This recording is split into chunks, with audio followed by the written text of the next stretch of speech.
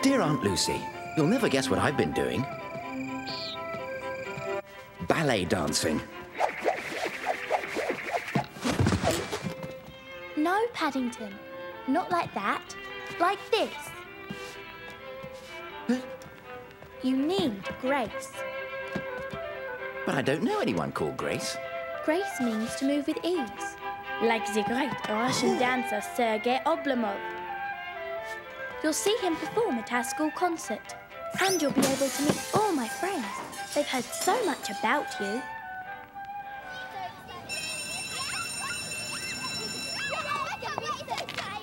Girls, please. Mr. Oblomov will be here any moment, and I want everything to be perfect. Yes, Miss Grimshaw. And I want you to be on your best behaviour. Yes, Miss Grimshaw. I can't wait to dance the Paddington with Sergei. He's so dreamy. I'm sure he's looking forward to it too, Monica. Now, girls, remember, no screaming. Yes, Miss Grimshaw. Look at Susie and Paddington! Girls, come back! He feels lovely. It's like silky cream. Even nicer than your picture, Paddington. Come along, we've lots to catch up on. I told Mrs. Beadle all about you, and she's laid on some special marmalade sandwiches in the tuck shop. Mrs. Beadle's laid on some marmalade sandwiches. Girls, come back! Girls! I'm sure those girls were meant to swoon over him, not Paddington. He's not going to like it if there's nobody here to greet him. Oh dear. I have a feeling this is the maestro now. Oh.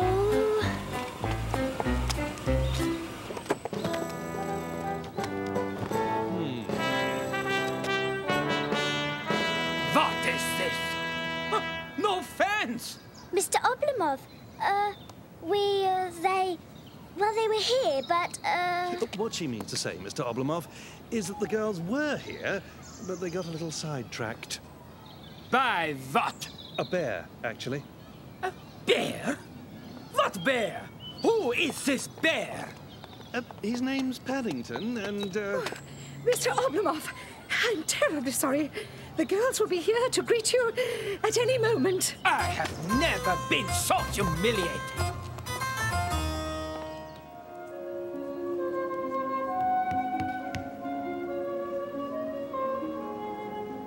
Are you enjoying the ballet so far? It's all right, but I can't hear what they're saying. You're not supposed to. You have to guess what's happening by the way they're dancing. And it doesn't look as if much is happening. What? Sergei isn't performing. Why? apparently he's upset because no one was there to greet him when he arrived. And Monica is so devastated, she's locked herself in her room.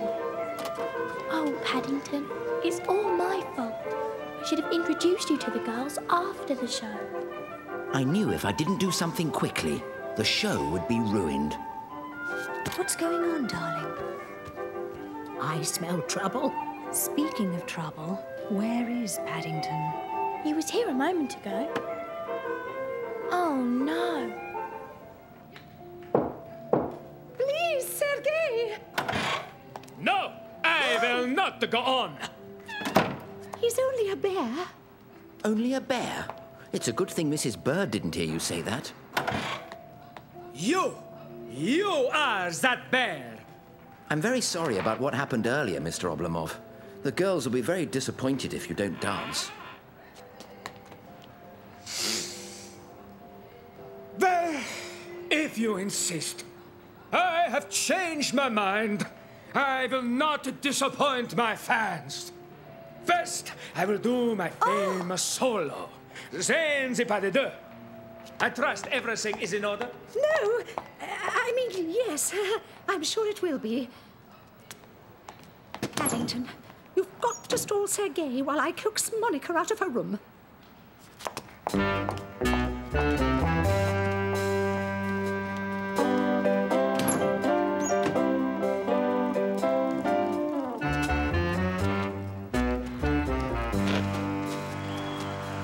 Aha!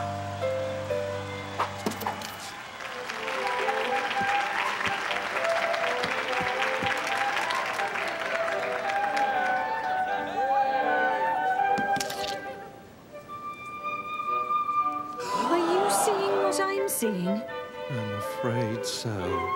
You! Again! And what is this? Don't worry, Mr. Oblomov. It's only marmalade.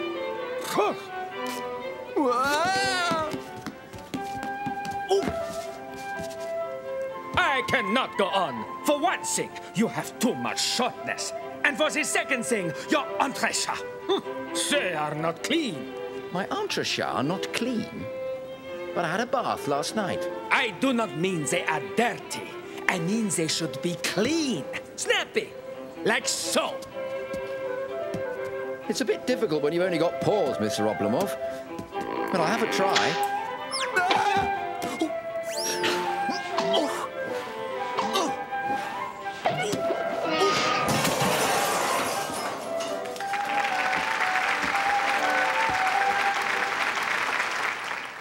Paddington, are you all right? You were wonderful. Even Monica said so. How did you manage those high jumps? Cause and effect. We've removed the cause and he'll soon get over the effect. So you see, Aunt Lucy, dancing with Mr. Oblomov wasn't so hard. All you need is one large open safety pin, and the sky's the limit.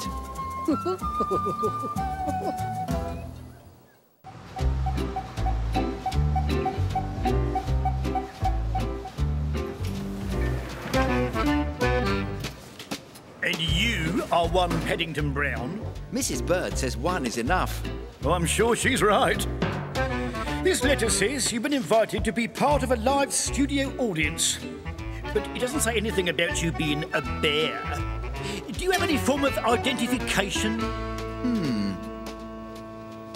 I don't think I have any forms, but I have this photograph from my Aunt Lucy. It says, "To my dear nephew Paddington." Oh, there's this.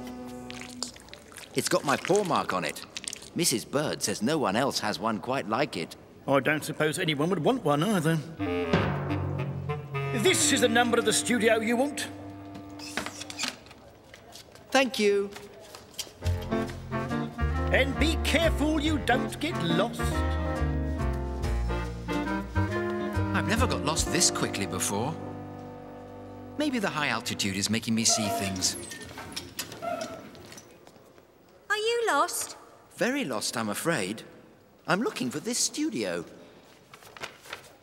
Down the hall, second door on the left. But you better hurry. The jam session's about to start. A jam session? It's a good job I brought a marmalade sandwich. I hope we get to see Paddington in one of the live studio audiences. With that hat and duffel coat, he shouldn't be too hard to spot. Thank you.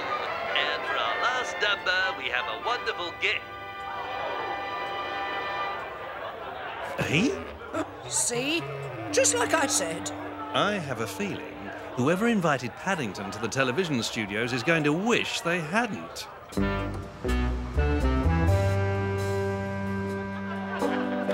are you?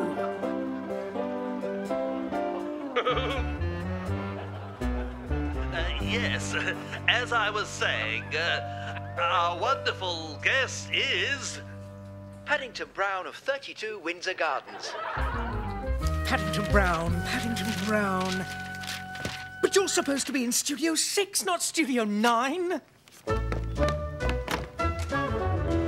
I didn't know about the jam session, so I hope a marmalade sandwich will do. I'm afraid we can't play this. Play it? My Aunt Lucy taught me never to play with my food. Yes, and how can I help you? I think I took a wrong turn. Oh, I see what's happened. You must have thought the 6 was a 9. I did not. Aunt Lucy also taught me my numbers. What I mean is, you're in the wrong studio. Studio 6 is through there. Oh, Thank you.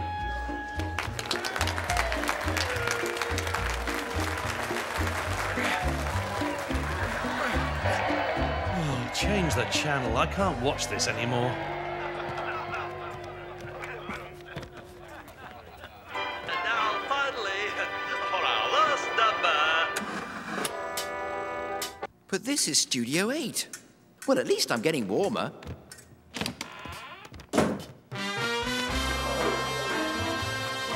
Where's that bear?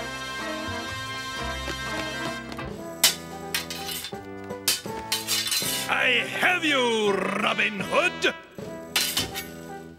Nothing can save you now. I think you dropped something.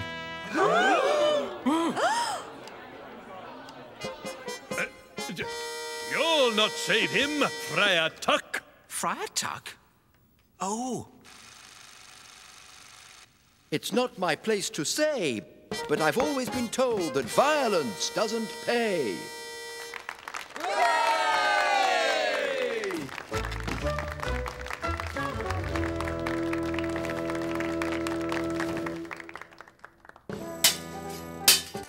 I can't believe it. That's it. I'm calling the television station. Why don't we watch the news?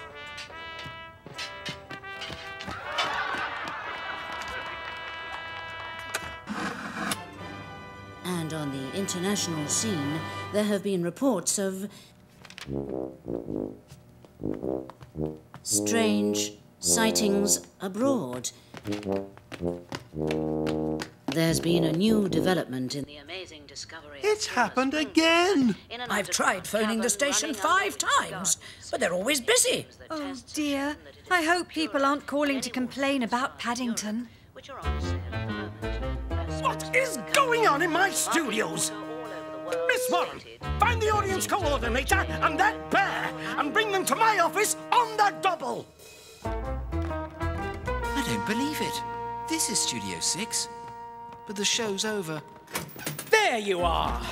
There you are. The chairman would like to see both of you in his office immediately.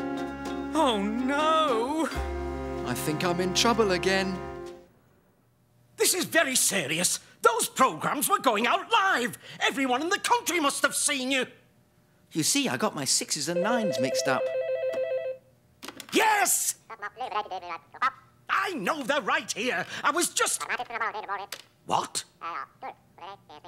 How many? That many? That's incredible! As I was saying, this is very serious. It turns out everyone in the country did see you. They did! They did? And they loved you. Our switchboard has been flooded with calls from happy viewers wondering where and when you'll turn up next. You've done us a great service. Our ratings have soared. Congratulations. Good work. Oh, thank you, sir. You know what they say, there's nothing like live TV. We'll have to have you back, Mr. Brown. Perhaps next time I could start at Studio 1 and work my way up. Mr. Gruber and I were visiting London's Natural History Museum, where there was the most amazing thing I'd ever seen. What is it, Mr. Gruber? That's a Diplodocus, one of the largest dinosaurs ever to roam the Earth. Large? It's huge. But just skin and bones. Well, just bones, actually. It's a fossil of a dinosaur that lived millions of years ago. Oh, I was wondering how it got down those stairs. Wouldn't a creature like that make a wonderful chapter in your book? The World and Its Wonders. Precisely why I've brought you here, Mr. Brown. We are off to visit an old friend of mine in Canada to go on a dinosaur dig in the Alberta Badlands. Peekaboo! Hey, Gruber. Long time no see. Indeed it is, Dr. Canmore. And may I introduce you to my friend? Paddington Brown of 32 Windsor Gardens, London, originally of darkest Peru. Pleased to meet you, Paddington. I see you admire our Albertosaurus, originally of the darkest Jurassic. The Albertosaurus was one of the fiercest flesh-eating dinosaurs. Ooh. Flesh-eating? Speaking of eating, we finished. But do you guys want some lunch? No, thank you. I'm not particularly hungry right now, Doctor. Why is a doctor needed here? Are the dinosaurs ill? No, Mr. Brown. Dr. Canmore is a paleontologist, a scientist who studies ancient life. That means anything before Gruber here was born. Come on, I'll show you around. This is where we dump rock after checking it for fossils. There's a lot of digging in paleontology. Bears are good at digging. Perhaps I could be a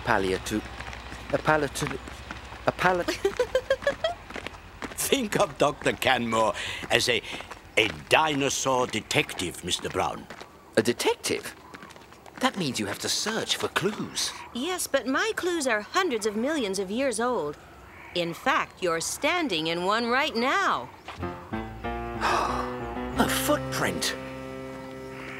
Paddington, I'd like you to meet my research assistant, Archibald Didsbury. Why don't you show Paddington round your dig? According to Mr. Didsbury, the dry Badlands used to be a big wet swamp when the dinosaurs lived here. It all seemed quite fantastic. Don't touch that! Oh. Paleontology is a most precise science. We must know the exact position of every bone. Oh, I wasn't going to move it, Mr. Didsbury. It's much too big. Any mistake could mean a difference of millions of years in our calculations. Very important. Especially if we discover a new dinosaur.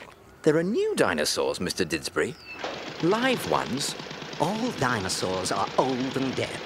There are just some we haven't found yet. Hand me that brush, please.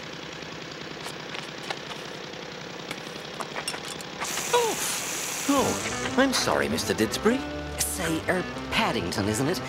It would be a great help to us if you could check to see if we missed any fossils back at where the big machine is. I'd love to help, Mr. Didsbury. But will the hose go that far? No need for the hose. Just get out of here. I mean, just get digging. It was a big responsibility to be in charge of a dig on my first day as a dinosaur detective.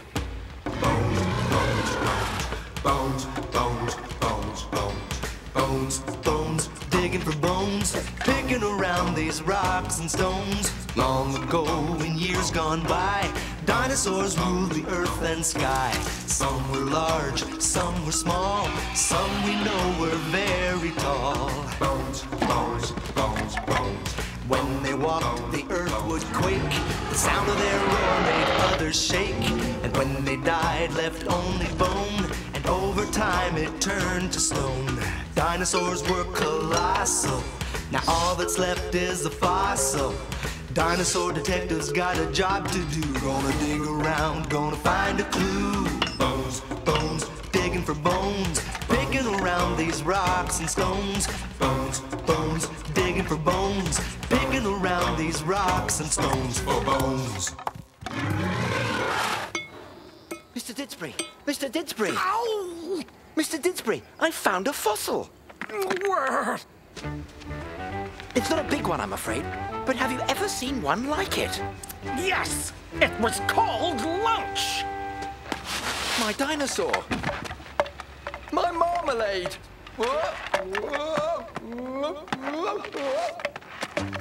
Luckily, I still had a bit of string, so I thought I'd try using it to get my marmalade back. Hey, Didsbury! Oh, I thought you were that bear. If he isn't soaking me, he's making dinosaurs out of chicken bones and... Oh, now what has he done? Mr. Gruber! I've got you, Mr. Brown. A fossil. I've never seen anything like it. It's some kind of hair-bearing therapsid from the Permian period, an ancestor of today's mammals. I've got you, Mr. Brown. Look, Mr. Brown, if you screw up your eyes, it almost looks as though he could have been pushing some kind of early shopping basket on wheels which has tipped over. Perhaps it had an accident on its way home with the shopping. Maybe he didn't make it because there was some cataclysmic upheaval. You should look around, Mr. Brown, and see if there's any prehistoric shopping lying around.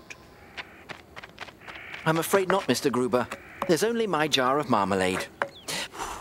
But my jar had a label. Could it have belonged to the dinosaurs after all?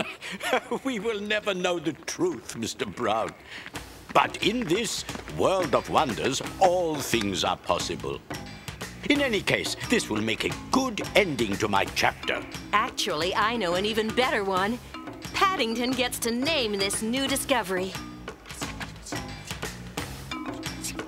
I would like to name this new species of dinosaur the Paddingsaurus marmaladus.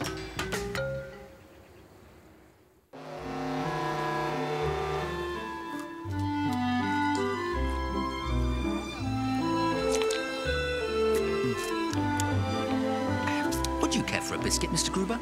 No, thank you. But I'm happy to see you relaxing after our latest trip abroad. Bears like boats. Ah, then you'll be interested in our sweep, sir. Oh, don't bother sweeping. I'll be sure to brush the crumbs into the sea. The fish will enjoy them. This sweep is a contest. A contest? What do I have to do? Guess how far the ship will travel by midday today. The person closest to the exact distance wins the jackpot. That's easy. My uncle in Peru taught me how to predict the weather from the smell of the wind. The ship won't travel very far today because of the bad weather. My guess is 25 nautical miles. Are you sure, Mr. Brown? There isn't a cloud in the sky. Storms at sea can come out of nowhere. I learned that when I was a stowaway. Let's not mention stowaways to the captain, shall we? I'll put you down for 25 nautical miles. I think I may have made a wrong guess by mistake, Mr. Gruber. Perhaps it was the salt air mingling with some marmalade from your snack. Everyone seems certain we will travel a great distance today. But don't feel bad. It was only a guess.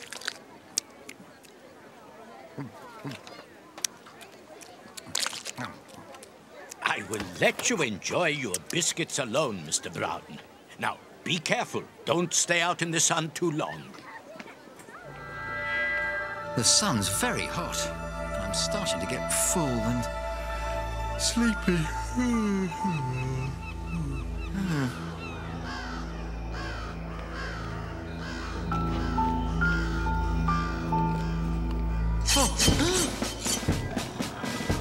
That's strange.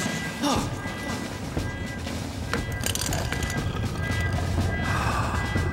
Paddington! Mrs. Brown? Where are you, Mrs. Brown? I can't see you, and I don't like the look of what I do see. Mrs. Brown! Mr. Brown! Mrs. Bird! Where are you? Help! No! No! No! No! No! That was no ordinary dream. That was a nightmare. Paddington! Paddington! The nightmare's still happening. Hey, watch it! Mr. Gruber was right. I spent too much time in the sun, and now I'm seeing ghosts. If anyone can help me, it's the ship's doctor. Good gracious! What seems to be the trouble? You look as though you've seen a ghost. I have. 3 of them, as a matter of fact. 3? Dear me. Why don't you tell me all about it? Well, it happened right after I was chased by some biscuits. You were chased by biscuits? That's right. I see. And this happens to you often? Sometimes, depending on how much I've eaten. But it doesn't stop there. Then I saw the Browns and Mrs. Bird, but they're in London. A bird in London? You're sure it wasn't a seagull on the railing? Mrs. Bird, a seagull? She wouldn't like to hear that. Start from the beginning.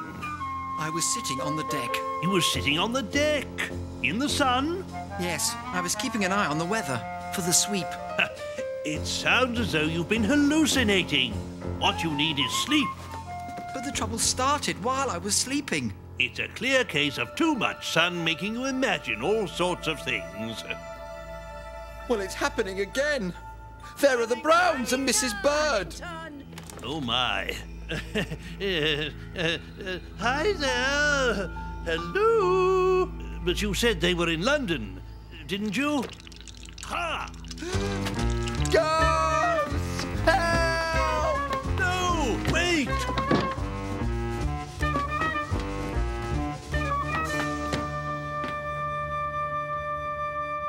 Poor Mr. Brown must be very upset. I can't imagine where he's got to. Last I saw of him, he was running around the ship causing a panic. We're terribly sorry for all the trouble. We came on board this morning when the ship stopped for supplies. Now it all makes sense. Henry wanted to surprise Paddington, not scare him. But how was I to know he would think we're ghosts and start a panic? I've looked everywhere for him. I found Paddington's hat. It was near the railing. Near the railing? Oh, no! Maybe he fell overboard. Oh, overboard?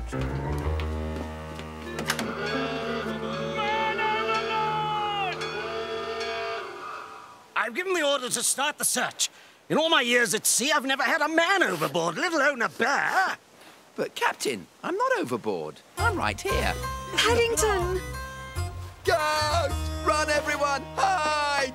It's all right, Mr. Brown. They aren't ghosts. They're real. It's a surprise. You can say that again. Oh, Paddington, why didn't you come out when you heard the alarm? We thought you'd fallen overboard. You did? But no one said anything about a bear overboard until just now. Because we had to stop, the ship is behind schedule. We've only travelled 20 nautical miles, and it's already midday. 20, you say? Then I can't believe it. The bears won the ship sweep. I've won the ship sweep? Your guess must be the closest. This better not happen again, or my suspicions will be aroused, and I might have to clap you in irons. Aye, aye, Captain. I think I know one bear who's going to have a good sleep after his lunch. If you don't mind, Mrs. Bird, I think I may stay awake for the rest of the day. Anything can happen when I fall asleep. Paddington, dinner's ready. Coming, Mrs. Bird.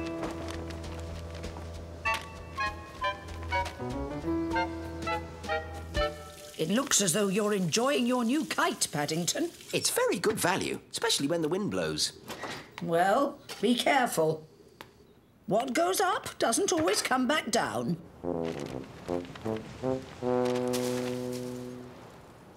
Where's my kite?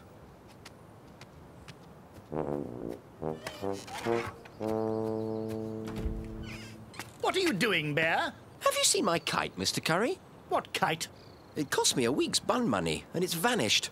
I'll have to tell Mrs. Bird that what goes up can also disappear.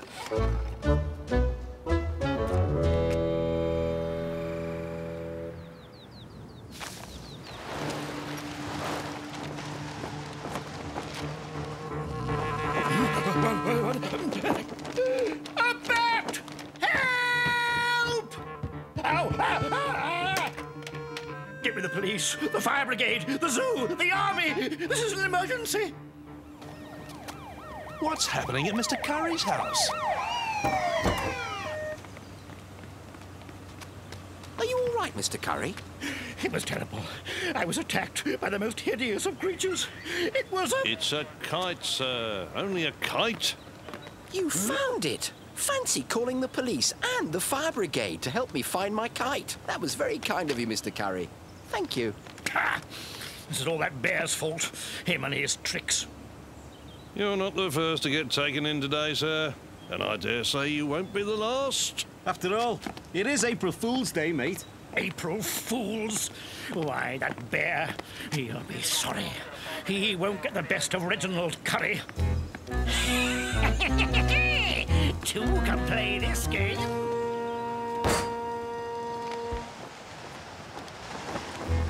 That should do the trick. Now, what goes up can't fly away. Bear! What's the matter, Mr. Curry? Have you seen another bat? I've pulled a muscle in my leg, Bear. I need your help. Listen, Bear. There's a brown box in the attic with a red box inside. Can you go up there and find it for me? It's very important. Certainly, Mr. Curry. And could you do a bit of a clean-up while you're looking for it, Bear? I'd do it myself, but my injury...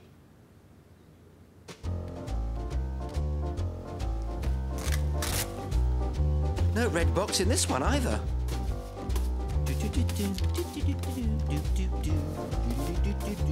I looked in every single box, Mr. Curry, but I didn't find a red one anywhere. Is your leg all better now, Mr. Curry? The pain comes and goes, Bear. Comes and goes. I remember now. That red box isn't in the attic. It's in the cellar.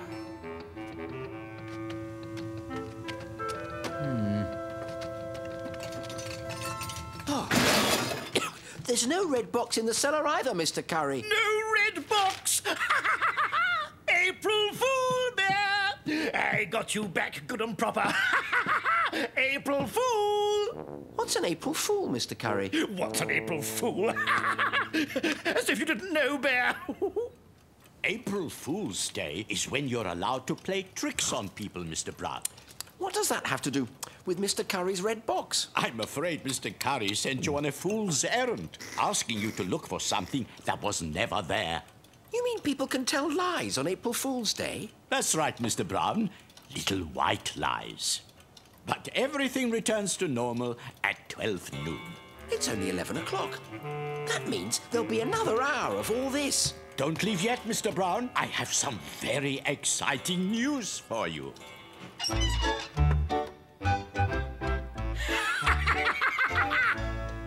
Wait a minute. That bear's no fool. He's going to get back at me. Well, I'll be ready for him. Mrs. James won the lottery. She's Mr. Gruber's very best client. And because she's so wealthy, she's decided to share her winnings. With anyone who shows up at the shop? That's right. Between 11:30 and noon. Then we'd better hurry. What's this about sharing lottery winnings, Bear? Wouldn't you like to know, Mr. Curry? Mrs. James is going to be at Mr. Gruber's shop, and anyone who shows up is going to get £20. I've had enough of your tricks for one day, Bear. What tricks, Mr. Curry? And I'm surprised at you, Mrs. Bird, trying to help him work another one. Paddington is not the sort of bear to play silly April Fool's tricks. However, it doesn't take much effort to make you look like a fool, Mr. Curry. Come along, Paddington. That bear can't trick me. So, you're all in on that bear's trick. Well, you won't fool me. No, sir. I'm smarter than a lot of you combined. Wait a minute. Since his trick didn't work, he might try again.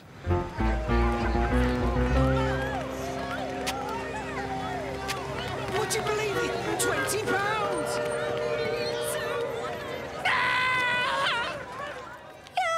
Mr. Brown. Thank you very much, Mrs. James. I hope you win the lottery many more times.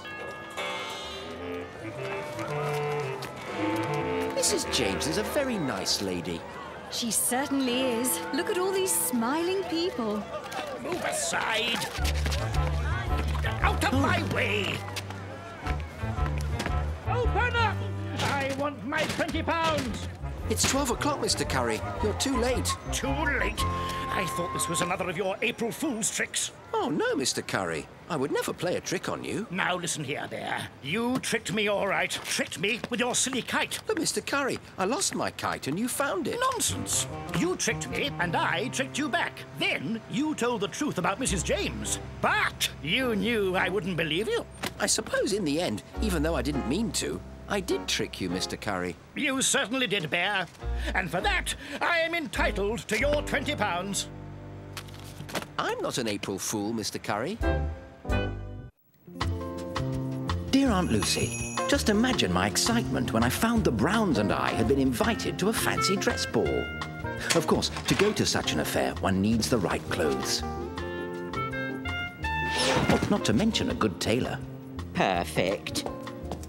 Don't move. Oh dear. This will be difficult. The gentleman's legs are a bit... Still, we've never been beaten yet. May I ask, is that your copy of Duncan Hyde's restaurant guide?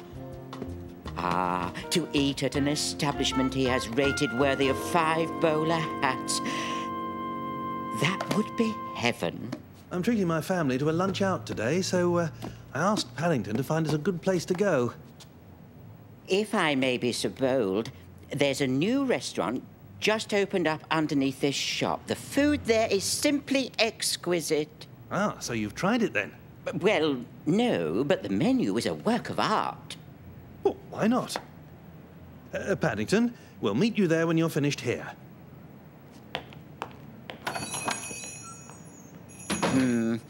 Speaking of bowlers... and inspiration. I have a feeling this is the beginning of a great adventure in fashion. Change the way you feel, dress a different way. Try a brand new look and have some fun today. A gangster suit can look real slick, a wide-brimmed hat with silver toothpick.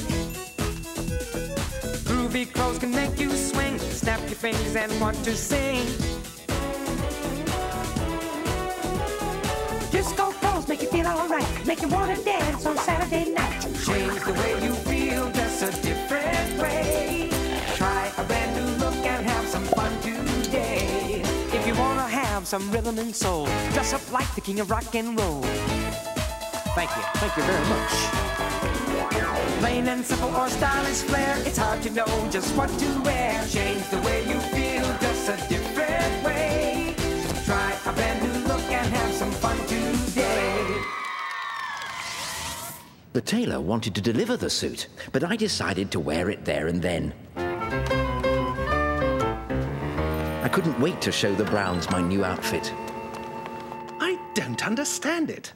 We've been open for 2 weeks now and still no sign of a review in the newspaper from Duncan Hyde.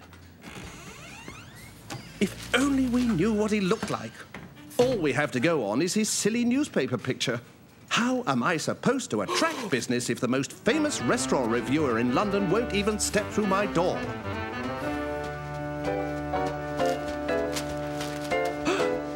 It's him! At last! May I be of assistance, sir? I noticed you're not in the book, but I was hoping I might be able to do some testing later on.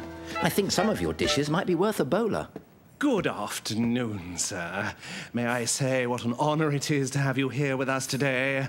May I show you to our very best table? This restaurant was seeming nicer by the minute, Aunt Lucy. I was sure Duncan Hyde would enjoy it. Get this gentleman whatever he wants. He need only sign the bill. You might like to try the chef's salad Bombay, or the shish kebab flambé, the fruits de mer sauté, or perhaps the risotto batto. Those all sound good. Such dedication to duty. Start the gentleman on the salad Bombay. I had never seen such food before, Aunt Lucy. The first dish cleansed my palate, and the second warmed it up. I plunged into the third course with gusto. All in all, it was a magical experience. Peking duck. Rack of lamb. Goodness, look how much that bear's eaten. Do you think he's trying for some sort of world record? Would Sir care for a digestif, cognac, armagnac, Cointreau, or perhaps a nice chilled dessert wine? Do you have any hot cocoa? I have a feeling you're trying to catch us out. Perhaps you would like to cast an eye over our selection of sweet temptations. I'd rather eat them, but I really should save some room. I'm having lunch with the Browns. Oh, how nice. Look at how much he's eaten. It must be some kind of publicity stunt to drum up customers. Well, he's certainly making me feel hungry. Goodness, what a popular place. I hope we can get a table. I don't see Paddington. He must still be at the tailor's. If you would just sign this, sir. What's this? Do you mean to say you're not Duncan Hyde, the famous gourmet? Duncan Hyde? My name's not Duncan Hyde. It's Paddington Brown from darkest Peru. I thought it was Bear! He ate huge amounts! That waiter looks very... A bear with hollow legs. No money. Come on, everyone. I think we have some rescuing to do. Excuse us. £300 for a meal. About 10 meals by my reckoning. £20 for a bombe surprise. That's all part of the surprise. Well, I've got one for you. I've only got 10 pence. Does this young bear belong to you? Well, actually, Henry, how could you? since you ask, I'm afraid he does. Belong to us, that is. Yeah.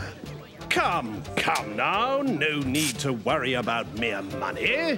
Having that bear in here has brought me more customers than even the best review from Duncan Hyde. I owe you a vote of thanks, my young friend.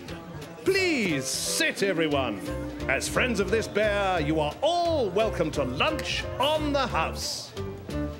Well, Paddington, why don't you order first? I think perhaps I might just sit and watch, if you don't mind, Mr. Brown. But I know what I'd like to do first. May I please borrow a pen? Of course. I'm afraid I can't award you any bowler hats. But here are 5 Peruvian ones instead.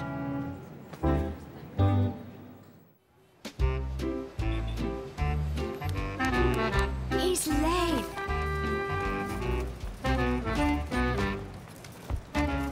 Look, that's him. Red hat, blue coat. I am Shikako. This is Suzuki-san. Suzuki-san? Watanabe-san? I'm Mori-san. I'm afraid I am the only one who speaks English well. Pleased to meet you, Mrs. San. Can I help you? We would like to go on the house tour now. We wish to see how people live in traditional English houses. Oh, really? I know some English people, and they even live in English houses. But why are you asking me? Our tour guide is to be wearing a red hat and blue coat. Well, that certainly sounds like me. Paddington Brown is my name, and I'd be honoured to take you on a tour. Since coming here from darkest Peru, I've made a very thorough study of the neighbourhood. I can show you just how English people live. It's odd. There's no one here. 1 p.m, Portobello Road. 5 Japanese tourists for the English House and Tea Tour. I'll just have to find them. Maybe they're waiting at another corner. See the traditional mousetrap in the corner with a little piece of cheese in it? The truth is that mice prefer peanuts. Paddington? Please wipe your feet. Allow me to introduce Mrs. Bird. She's a traditional English housekeeper. And here are the very English Mr. and Mrs. Brown. Hi, Jimmy Master. Paddington, who are your guests? These are my new friends, Mrs. Bird. I'm just giving them a tour. Oh. Hello. How do you do? Nice to meet you. And this is a traditional banister. All English houses seem to have them, and it's very good for sliding down. It's very strange of Paddington to bring home some friends unannounced. Well, whoever they are, they certainly have very good manners. Mrs. Bird, Mr. and Mrs. Brown, you have a lovely home. We heard English houses were cold and drafty. There's a house like that next door. And a crusty old English gentleman to go with it. That sounds wonderful.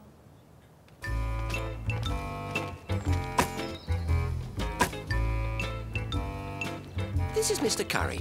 That's Mr. Curry's house. What's this, Bear? A tour? Yes, I'm showing these tourists from Japan how English people live. We're on the Red Hat English House and Tea Tour. Paddington-san is an excellent tour guide. He is worth every pound. Every pound? Is Is this where we will have our English tea? But of course! Welcome to 34 Windsor Gardens, authentic English bed and breakfast. That'll be £40 each for the night, including tea.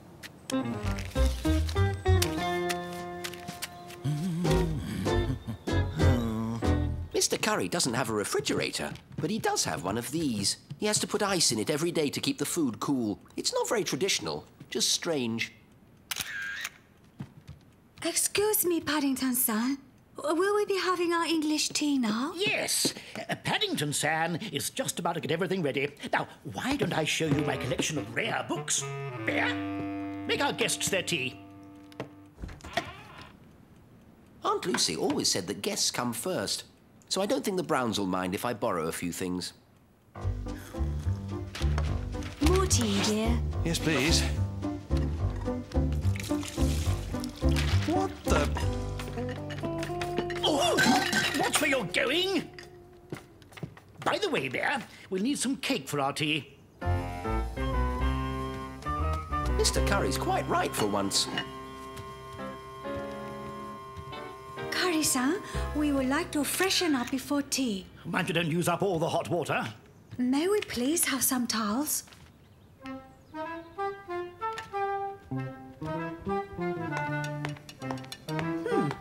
Where did the cake go? I'm sure I left it right here. Where's my towel? It's almost ready, Mr. Curry, but Mrs. Bird always serves tea on a lace tablecloth. Perhaps I could borrow hers. There's no time, Bear. Just serve the tea. I'll tell them it's ready.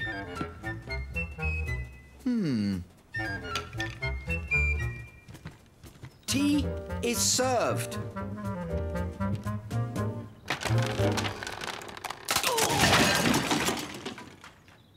My antique chairs! My curtains! Oh, sorry.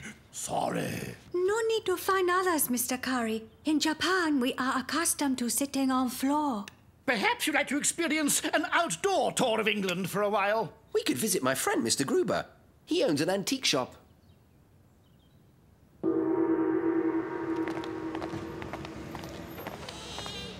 And they are staying with you? Yes, and you should be happy I'm not discussing my percentage if they buy anything.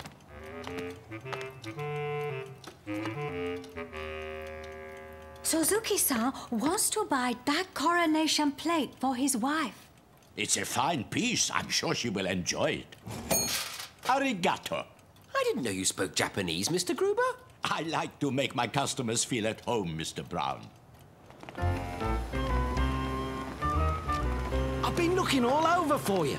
If we hurry, we can finish the tour before dark. Oh, you must be replacing the other guide, but we would have liked to thank him. He was most helpful. No, wait! Ah, good. They've gone. But I didn't have a chance to say goodbye. £40 times 5, that's 200. Not bad for an afternoon's work. Ah, Bear! You've come to pay me back the cost of repairing the antique chairs. Mr. Curry, your guests are back. Thank you for our tour this morning, Paddington-san. And Curry-san, would you mind bringing in the luggage? You'll need a red hat from now on, Mr. Curry. You can borrow mine if you promise to take care of it. Curry-san, is there any of that cake left?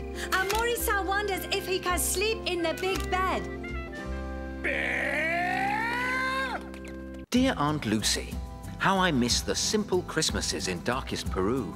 Here in England, Christmas is like a jigsaw puzzle. Every time you get someone a present, you fill in a piece. When you have all your presents, you've finished the puzzle. It's getting the presents that's the hard part. This year, I've decided to take the advice of my favorite television show and make all of mine. The program's called Make It Yourself. In the last show, they told us to find some wood, set out some tools, and mix up some paste in the kitchen. But they didn't say anything about the mess. Welcome to the best in do-it-yourself programming. It's the Make It Yourself Show. With your hosts, Jan and Jeremy. Okay, everyone at home, have you got everything ready? Got your paste? Yes. got your wood and your tools and your paper patterns all neatly organised? Yes. So, are we ready to begin? Remember, safety first, so safety glasses, everyone. By the end of the show, I had almost filled in the whole of my Christmas puzzle. We hope you had as much fun as we did. Now, let's see what we've made, shall we? 2 trinket boxes. For Mrs. Brown and Judy. 1 tie rack. For Jonathan. A useful spoon for stirring. Mrs. Bird will like that. And a toothbrush holder. For Mr. Brown. Now, be sure to clean up, otherwise you'll be in trouble. And until next time, Make it yourself! I had done it, but I still needed to make a gift for Jan and Jeremy, the make-it-yourself tea. The only question was, what? Then I noticed that if I wanted to, I could put the piece back into Mr. Brown's toothbrush holder and make a small towel rack. And that's when an even better idea struck me. I would make them a puzzle. But what to make it from?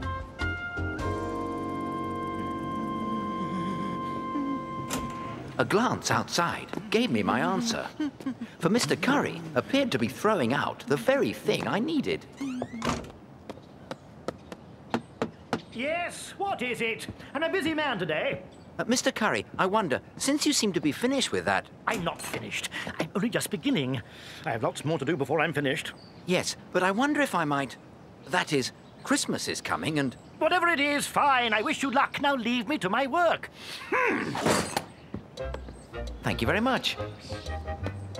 I couldn't believe my good fortune.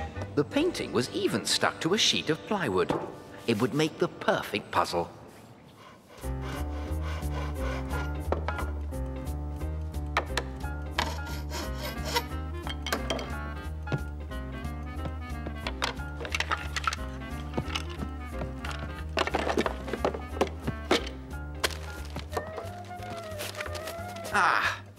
Now for the finishing touch.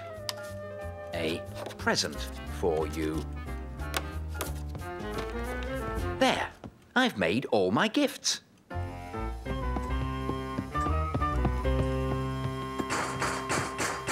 Thieves! Brigands! Bandits! Bear, did you notice any suspicious characters while you were prowling around my house? A present for you. A present for me? You got me a present, Bear? Actually, it's a Christmas present. A Christmas present? I must say, Bear, I'm very touched. Let's open it now, shall we? You don't understand. It's meant for... A jigsaw! And homemade at that. Fancy you going to all that trouble for me. Actually, I didn't really go to any trouble for you. You've made me feel much better, Bear. I'm upset, you see, because of what happened while I was cleaning my hall this afternoon. Cleaning?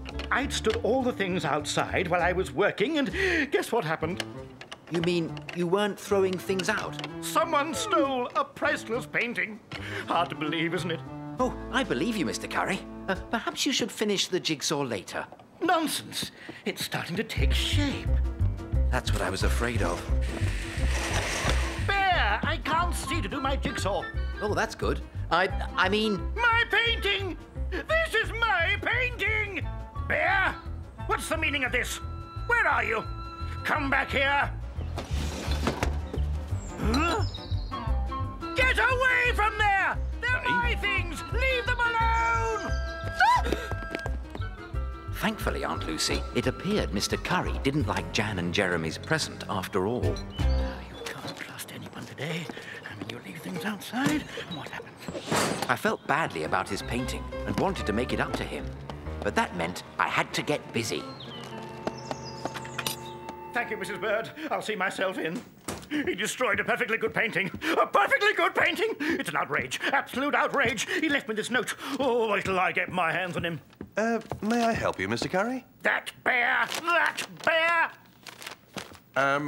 Dear Mr. Curry, if you watch Make It Yourself this afternoon, you may see something to your advantage. What on earth is that supposed to mean? I expect he means advantage. Paddington doesn't spell very well. It's the Make It Yourself show. Working here on Make It Yourself is full of surprises. Today, for example, we became the proud owners of a bear's restoration. Now, who could have predicted that? What's that? That's my painting! What's it doing on your television? Never mind your painting. What's Paddington doing? This used to be a worthless copy of a painting called The Laughing Cavalier. Worthless? It's been in my family for years. Until it was improved by Paddington Brown. Now it's a picture and a jigsaw. Talk about a clever gift idea. Paddington asked us to send the print's original owner a brand new copy of his painting. We've put it in a new frame that's worth more on its own than the old frame and picture put together. Well, well. A new frame too, you say? Things are looking up. And perhaps when Mr. Curry's new painting arrives, I could turn that into a jigsaw as well.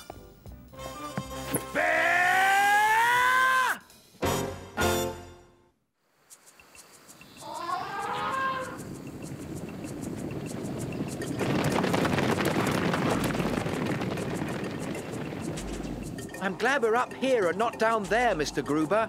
I would have to agree, Mr. Brown. Those are wildebeest, the thunder of the plains. And they'll make the perfect picture for your book, The World and Its Wonders, Mr. Gruber.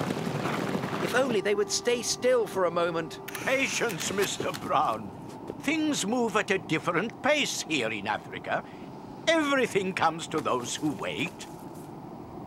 Waiting is the hardest part. The diversity of species is hard to believe, from anteaters to zebras. But despite the efforts of nature lovers like ourselves, animals continue to disappear each day. Poachers are the big problem. Poachers? Like for eggs? Even egg poachers. Nothing is safe. The villains are always on the lookout to take what they can. Ranger Odumbe is right, Mr. Brown. It has become a very serious matter.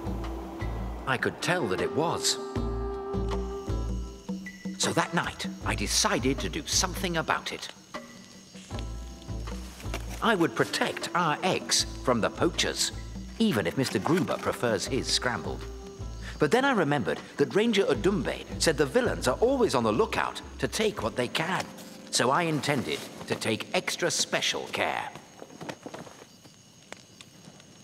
If those egg poachers try anything, they'll have Ranger Paddington to deal with.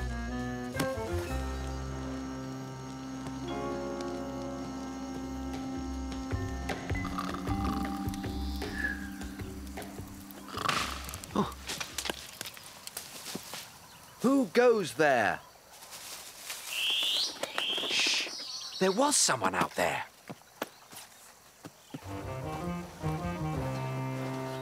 Luckily, back home in the jungles of darkest Peru, my Aunt Lucy had taught me how to move through the forest quietly and unseen.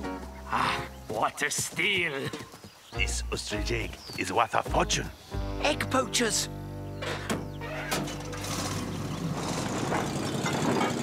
I had to tell Ranger Odumbe. Oh.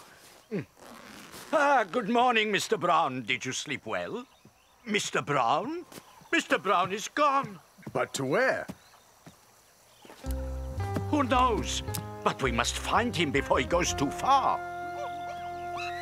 I also got my keen sense of direction from Aunt Lucy, and I was certain our camp was through here. On second thoughts...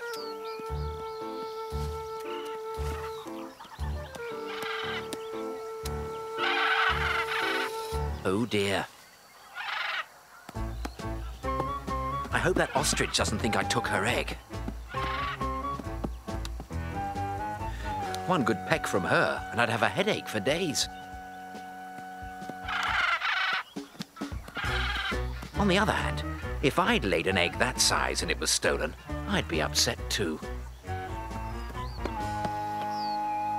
If everybody went around stealing ostrich eggs, there soon wouldn't be any left. And that would be the end of ostriches. Tire marks! Poachers are in the area. Oh, I hope they haven't found Mr. Brown. Can you tell which way they went? Whoa! Help! Get us down!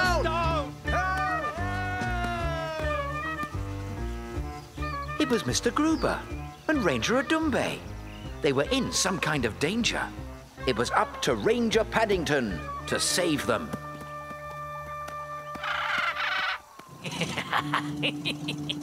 Well, now, this is quite a catch. You're both under arrest!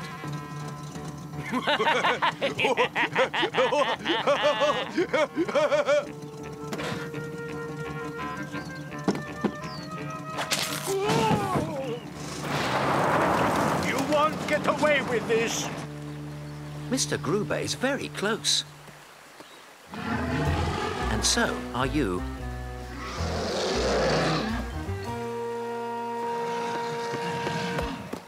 Not many people know crocodiles like marmalade.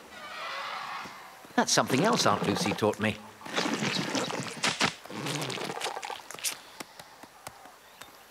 This all looks very serious.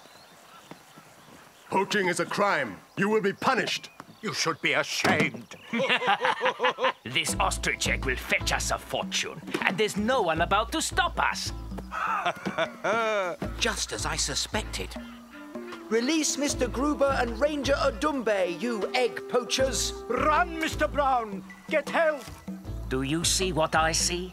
He'll be worth a fortune to the right customer. Grab him!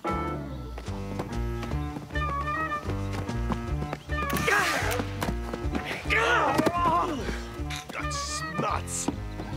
Well done, Mr. Brown. But look out! You'll pay for that, bear!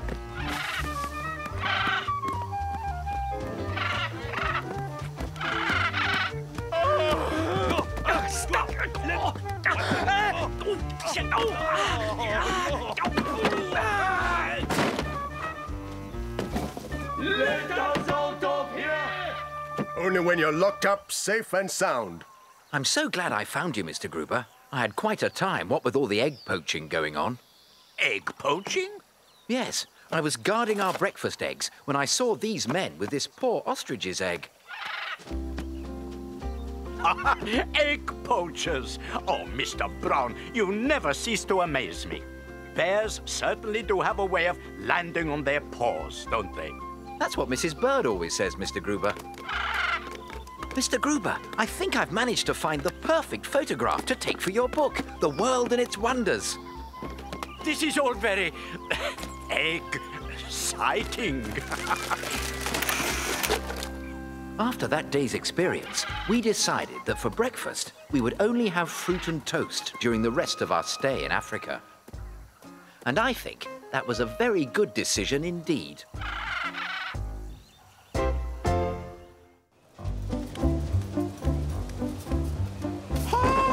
It sounds as though Mr. Gruber has a new shop bell. Oh, fancy leaving a stepladder lying there. It might cause an accident. Thank goodness, Mr. Brown. Mr. Gruber? Up here, Mr. Brown. I was dusting when the ladder somehow came out from under me. Very unlucky, if you ask me.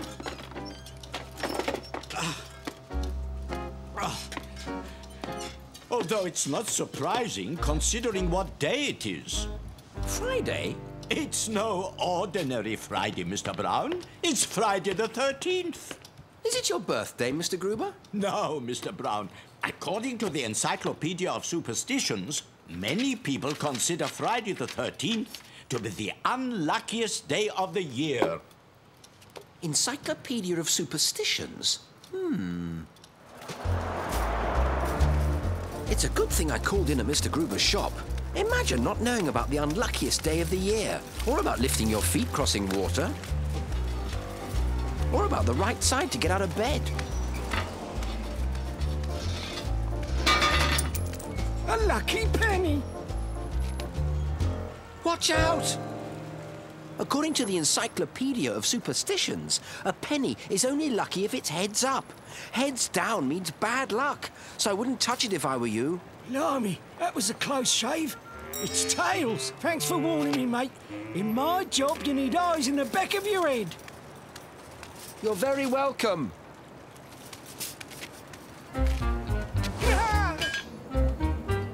See what I mean? I don't know how I've survived as long as I have. There are so many superstitions to watch out for. Look out! It's very bad luck to walk under a ladder. And I have to be extra careful in my new suit. Oh, really? I have to get back to Windsor Gardens and warn the Browns to take cover. It's a superstition minefield out here. Hello, Mr. Curry. What are you doing? Well, not that it's any of your business, Bear, but I'm building a cold frame so I can grow my own vegetables. I'll save a fortune by not shopping at the supermarket. Careful, Mr. Curry. According to the Encyclopedia of Superstitions, it's very bad luck to kill one of these. Always filling your head with claptrap. Superstitions have no place in the civilized world. Watch out! Black cat! What? Who? I'm afraid I was too late to stop the disaster, Mr. Curry. I'll say! Who's going to pay for my front window?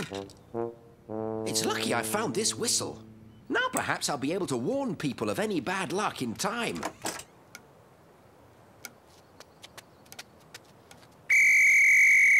Don't move! It's very bad luck to step on a crack.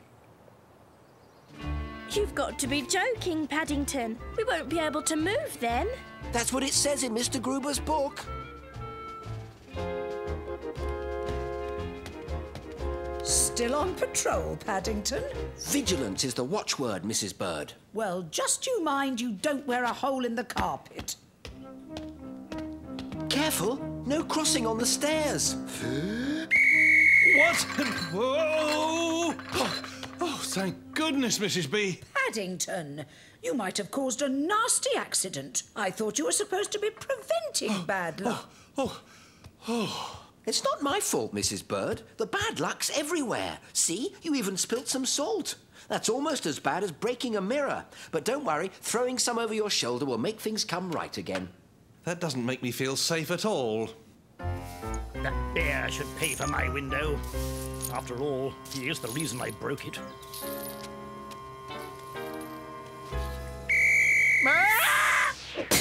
Careful, Mr. Curry. It's bad luck to sweep over the threshold. You're sweeping away your good fortune. You don't have to tell me, Bear. You're not having much luck with that window, Mr. Curry. Perhaps you ought to pat your head 7 times. 7's a lucky number, eh? What about the number 3? I don't know if 3's lucky or unlucky. Well, you've got 3 seconds to clear off before you find out. In spite of the fact that Paddington is right, let's get on with cleaning the windows. This is turning into the unluckiest day ever. I hope you're not starting to believe this superstitious nonsense, Henry. Friday the 13th is tougher than I thought. The Browns have had nothing but bad luck since I got home, so it's time to switch to Plan B. Lucky Charms. This bell will scare off bad luck. And this rabbit's foot should work like a charm. Although it wasn't very lucky for the rabbit. Now, all I have to do is take my lucky horseshoe. I hope all the luck hasn't drained out. Careful, Henry. We don't want any more accidents.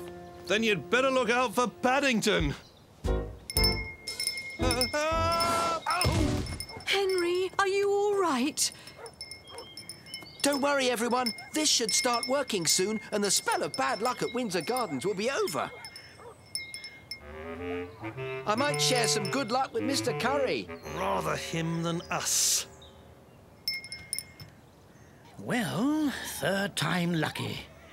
If I didn't know better, I'd say that bear was onto something. Hello, Mr. Curry. I see you've mended your window. Don't come any closer, Bear. I've used up all the glass from my cold frame. I can't afford any more accidents. That's why I've come to offer you this lucky horseshoe. Horseshoe, eh? Well, how does it work? Well, you make a wish and throw it over your left shoulder without looking back. Maybe I can charge people to use it to offset the cost of my repairs. I don't know about that, Mr. Curry. Nonsense! It's a smashing idea. In fact, that's what I'll wish for.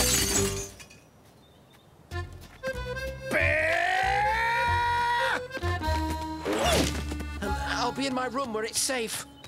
I think Paddington staying in his room is the best luck we could have on Friday the 13th.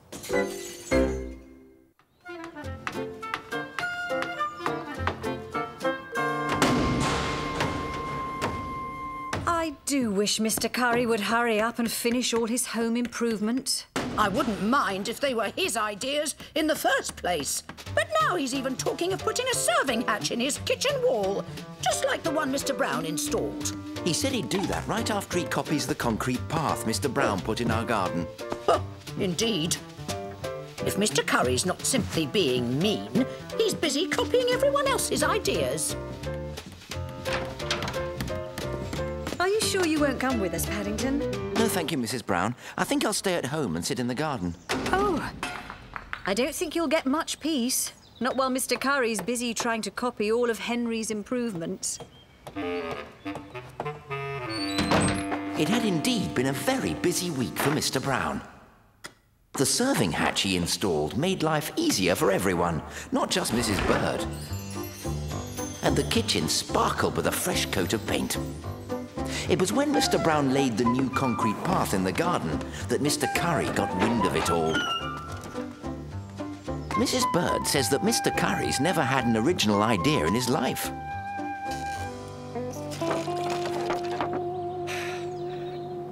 I'll never finish these renovations. Unless...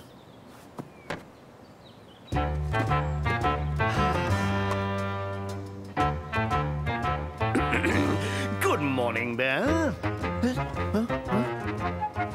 Oh, good morning, Mr. Curry. I wonder if you'd care to lend a paw, Bear. I'm laying down some stakes, and it's a bit difficult with only one pair of hands. This way! Mrs. Bird is right, Mr. Curry. You do want your house to look like ours. What?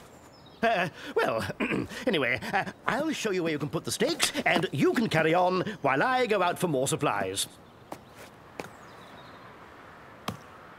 And if you finish before I get back, you can collect some rubble for the path's foundation. If you do a good job, there might be 10 pence in it for you.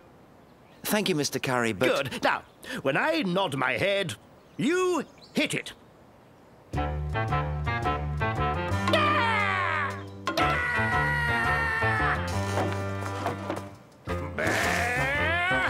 Where are you, Bear?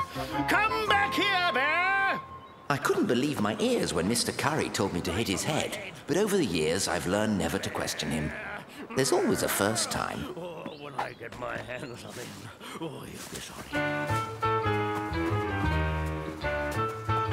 Now I shall have to stop at the doctor's before buying my supplies. While I hadn't agreed to lend a paw with the stakes or collect rubble, I did feel badly about hitting Mr. Curry, and I wanted to make it up to him. But since he hadn't shown me where to put the stakes, I'd have to find another way to help him. And I did. Oh!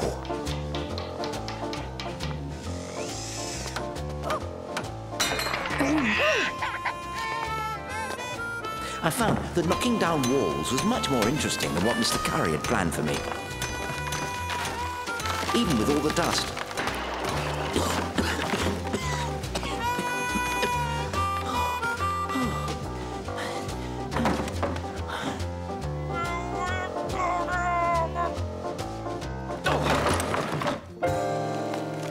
I had finished one of the best jobs I could ever remember doing, and I was sure Mr. Curry would be just as pleased.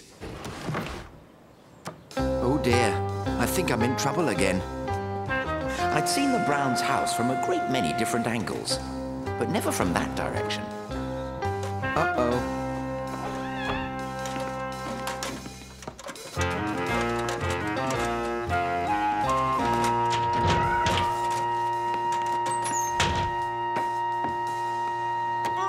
There you are, Bear.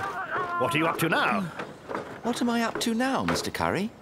Ah, I see you're trying to make amends, and you've done very well. This is excellent rubble.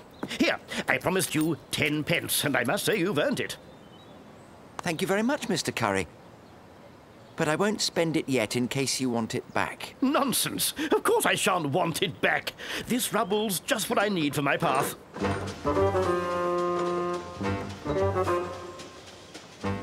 I don't think you should use it for your path, Mr. Curry.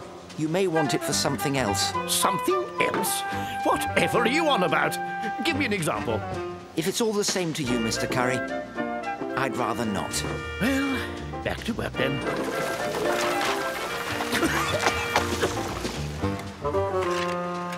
There. That won't come up again in a hurry once it's set. Bear? Where have you got to, Bear? Yoo-hoo! Bear! Bear! Bear! Ooh, I just saw a bear running that way. He'll be doing more than running when I catch him. Don't worry, mate. I'll just leave your milk in this delivery hatch. Won't even have to bother you from now on. Delivery hatch? It's a terrific idea, you know. I'm sure the grocery boy and anyone else who has to make deliveries will agree. It'll make life so much easier. And if you build a cupboard inside, you won't even have to answer the door. No, I wouldn't, would I? Ah, there you are, Bear. Come here at once. I'm sorry about the serving hatch, Mr. Curry. You see, I picked the wrong wall by mistake. Your house is the same as the Browns, except everything's the other way round. Don't worry, Bear. It's a splendid idea. Very practical indeed. Don't know why I didn't think of it ages ago. And you know what the best part of it is, Bear? It was free, Mr. Curry? Not only that, Bear. What's best of all is that no other house on the street has one. Ah, maybe I'll surprise Mr. Brown with one as well. And after a lot of hard work, that's just what we did. But I also managed to get very, very dirty. It was time to use a secret weapon.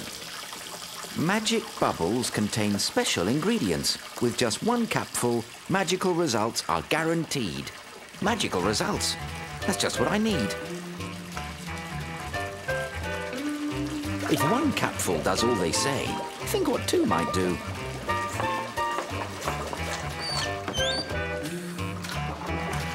After all, tomorrow is a very special day.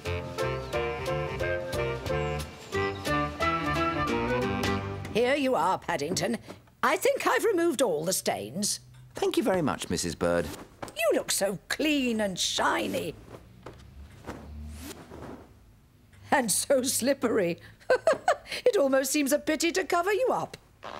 It's the magic bubbles, Mrs. Bird.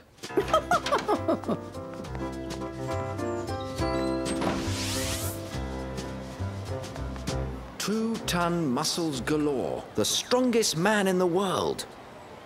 He sounds very interesting. Ah, Mr. Brown, I have to go and register the car. Why don't you have a look around the fair? Where shall I start, Mr. Gruber? Why, just follow your nose, Mr. Brown. Ah, I see you've seen the bonny prize. Prize? For tossing the caber. Take a look over there. Oh! Hurry up to it, laddie. I might have a go. You, hand the caber to this young gentleman here. You're kidding me, right? He'd never be able to hold it up. I'll have you know that bears are very good at holding things. Thank you very much. Mr. Brown? Why, I'm gonna... Come on now, Muscles. It's time for your show. Oh, dear, Mr. Brown. This has put a damper on our entering the Grand Parade. Perhaps we could try parading it on 3 wheels. It's possible, I suppose, Mr. Brown. But someone would have to hold the other corner. Someone with a lot of strength. I shan't be a moment, Mr. Gruber.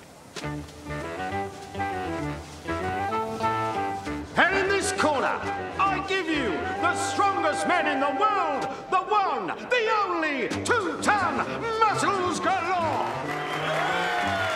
And our challenger, ladies and gentlemen, is... Who are you, Champ? My name isn't Champ. It's Paddington Brown, and I'm from darkest Peru.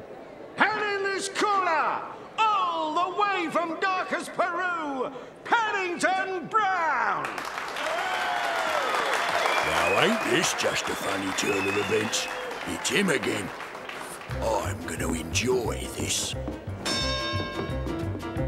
Mr. Galore, I was... He's all slippery. No. Mr. Galore, I just wanted to...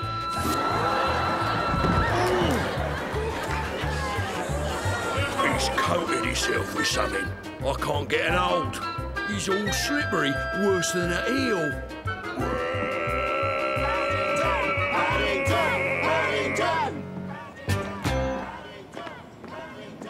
Paddington? Did you hear that?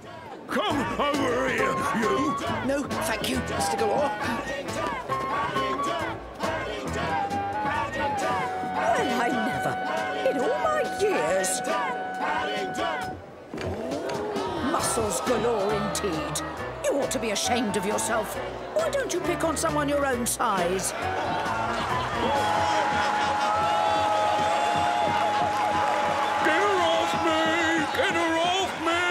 Mrs. Bird, I only wanted to ask Mr. Galore if he'd help with Mr. Gruber's car. Anything. I'll do anything you want. Just get her to stop, will ya? I must thank you, Mr. Brown. I'd almost given up hope of entering the Grand Parade. You're welcome, Mr. Gruber. But Mrs. Bird helped a bit too.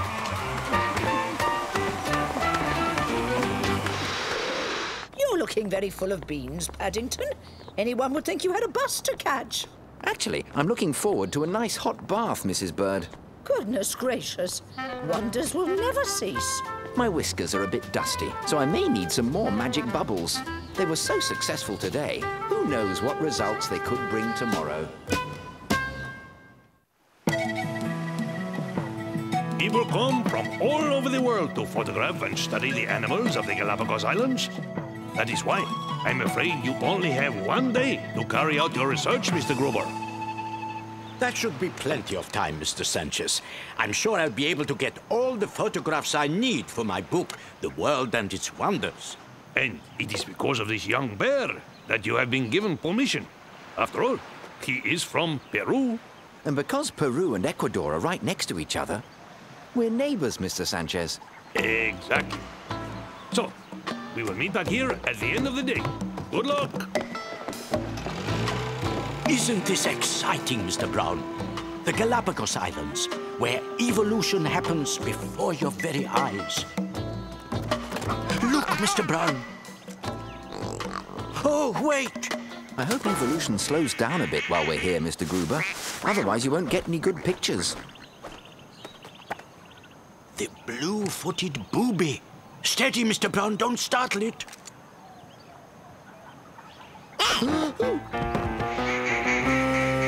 I'm sorry, Mr. Gruber, but you didn't say anything about it startling me. Don't worry, Mr. Brown, but we shall have to work out a plan if we are to get the photographs we need. You go that way, and I'll go this way. We'll circle towards each other and corner the bird. Bears are good at going round in circles, Mr. Gruber. Quietly, Fran. Do not frighten them away. Hurry, Fritz, or the shot will be ruined.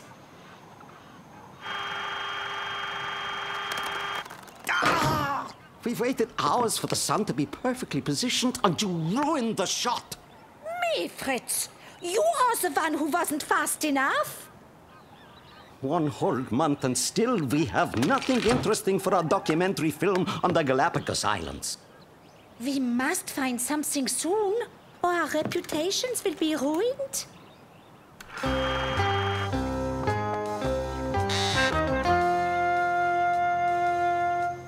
Aha! But where's Mr. Gruber? Perhaps I can see him from up there. But I'll need need to use my claws.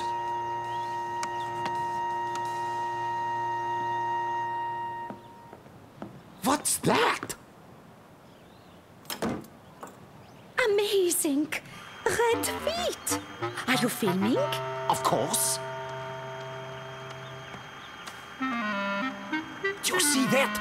Red feet, blue body, red crest. What kind of creature is this? I have never seen anything like it. You had better not ruin this shot, Fritz. Mr. Gruber! Ah! Whoa! Mr. Gruber! Ah! Mr. Gruber! Ah! That cry! Fantastic! And whatever it is on the move. We must get closer, but first, we need camouflage. I certainly have a helpful assistant.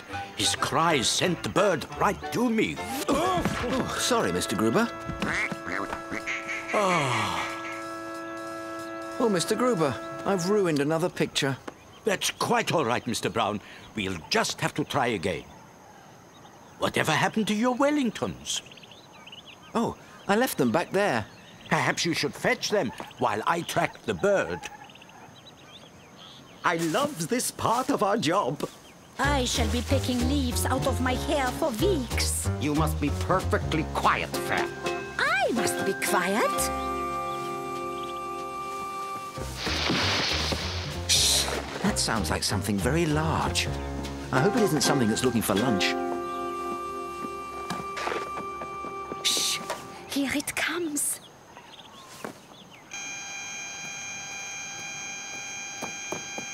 Ah, it must have spotted us. It is trying to get away.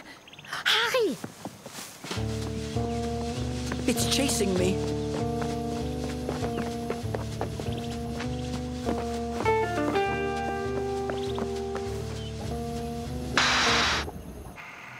There! This creature is behaving strangely. Almost as if it knows it is being followed. My hat! Something sprung a leak. There. I must be sure to tell Mr. Sanchez about this. Now is the time to get a close-up. We must be very careful. Who knows what we're dealing with? I wonder if this creature has a defense mechanism. It could be dangerous. This creature, it throws rocks.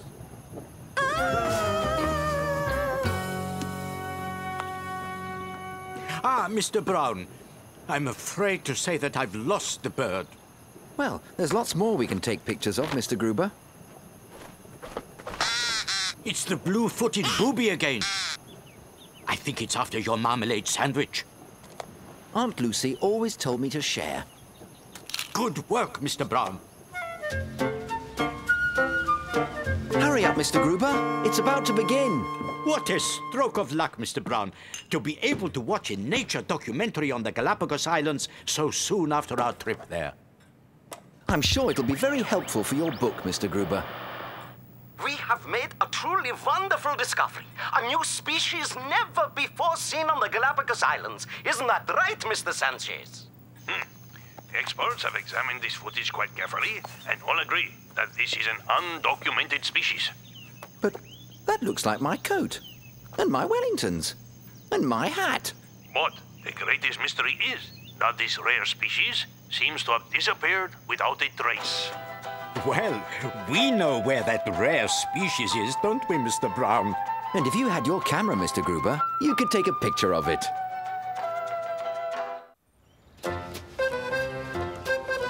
My favorite part of the day is sharing my buns with Mr. Gruber. I always learn a lot from our chats together. Good morning, Mr. Gruber. Mr. Gruber? That's funny. Mr. Gruber never misses our 11s. I do hope he's all right. Not a sign of him. And no clues. On second thoughts... Mr. Gruber, are you all right? Mr. Brown, is that you? Ah, good morning, Mr. Brown. I see you've spotted my latest acquisition. It's an old crock. That's the name given to vintage cars. This one is so old it runs on steam. You mean you have to boil a kettle to make it go? No, Mr. Brown. What I mean is that it's a steam-powered automobile. It was built in the days before they invented the engines we use today. But I'm afraid it's a little worse for wear at the moment. I wonder if you wouldn't mind helping me to restore it, Mr. Brown. Restore it? Oh, yes, please, Mr. Gruber. Soon there will be the International Fair in the Portobello Road, and I hope to enter it in the Grand Parade, if it's ready in time. I've had plenty of practice at cleaning things up, Mr. Gruber. I'm sure we'll be able to turn this old crock into a new one in no time at all. He's putting for a birdie. The crowd is breathless with anticipation. Brilliant shot. What are your comments, Arnold Parker? Well, in all the years I've been a golf pro, I've hardly ever seen a better display of technique and finesse. I had broken something, and I didn't even hit the ball. Whatever was that horrible noise? It's that Mr. Curry. He's practicing his golf game for this weekend's Open tournament. And he's broken his own window.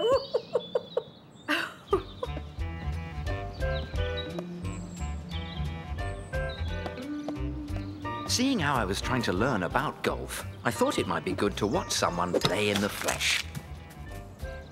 This knothole usually gave a very good view of Mr. Curry's garden.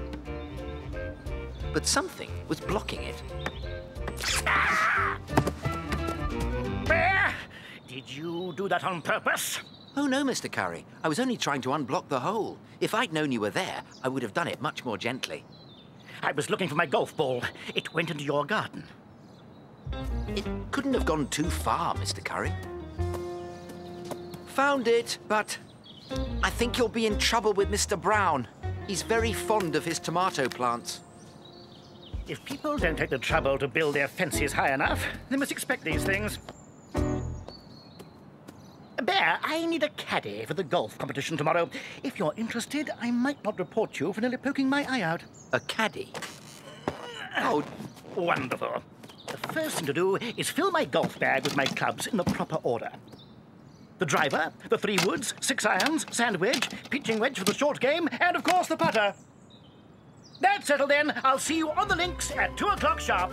Thank you, Mr. Curry. I don't think I've ever been on a links before. Links?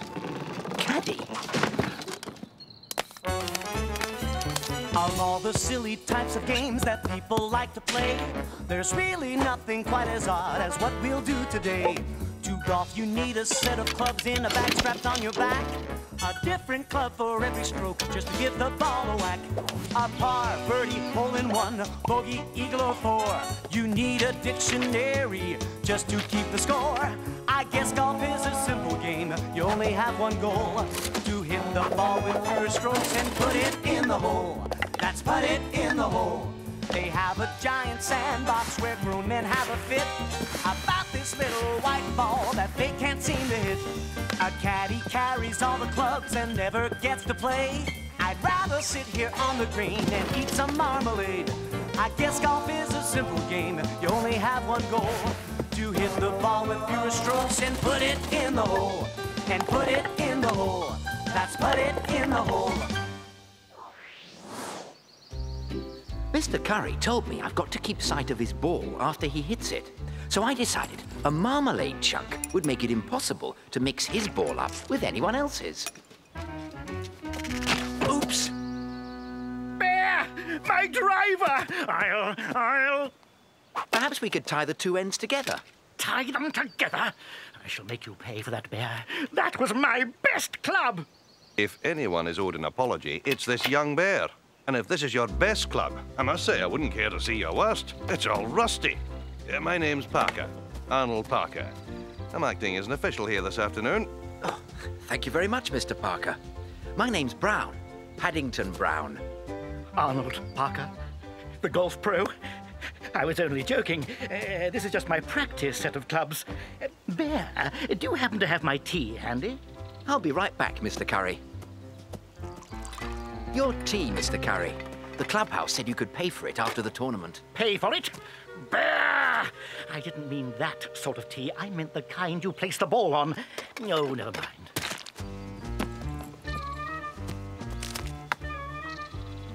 Now, stand clear.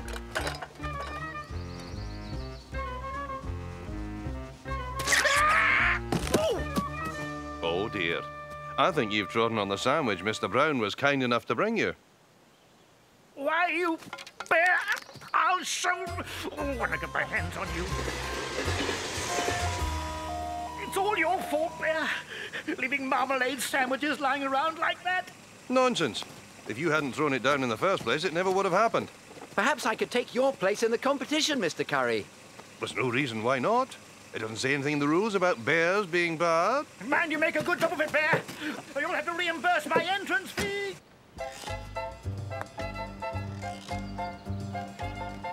This is a new competitor. The crowd is breathless with anticipation.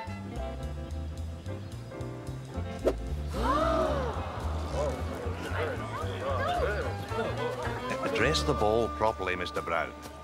Address the ball? But I don't even have any stamps. Yes, well, try again and bring your stance closer to it. 4, 5. It's Paddington! Yay! It's Paddington! Good old He Paddington. hit it! The ball is heading off the course. Oh, why? A train! It's...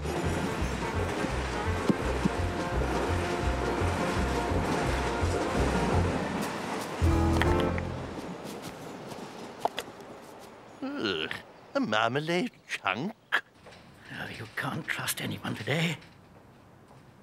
Famed golf pro, Arnold Parker. Well, I've never seen anything like it. Getting through an 18-hole golf course in one swing. It must be a world record. Ladies and gentlemen, I present to you the winner of this year's Open Tournament, Paddington Brown. And I present to you, Mr. Brown, the grand prize, a brand new set of golf clubs. Thank you very much, Mr. Parker. I'm going to give these golf clubs to my neighbour, Mr. Curry. After all, I did break his best club. Incredible! I can't believe my luck.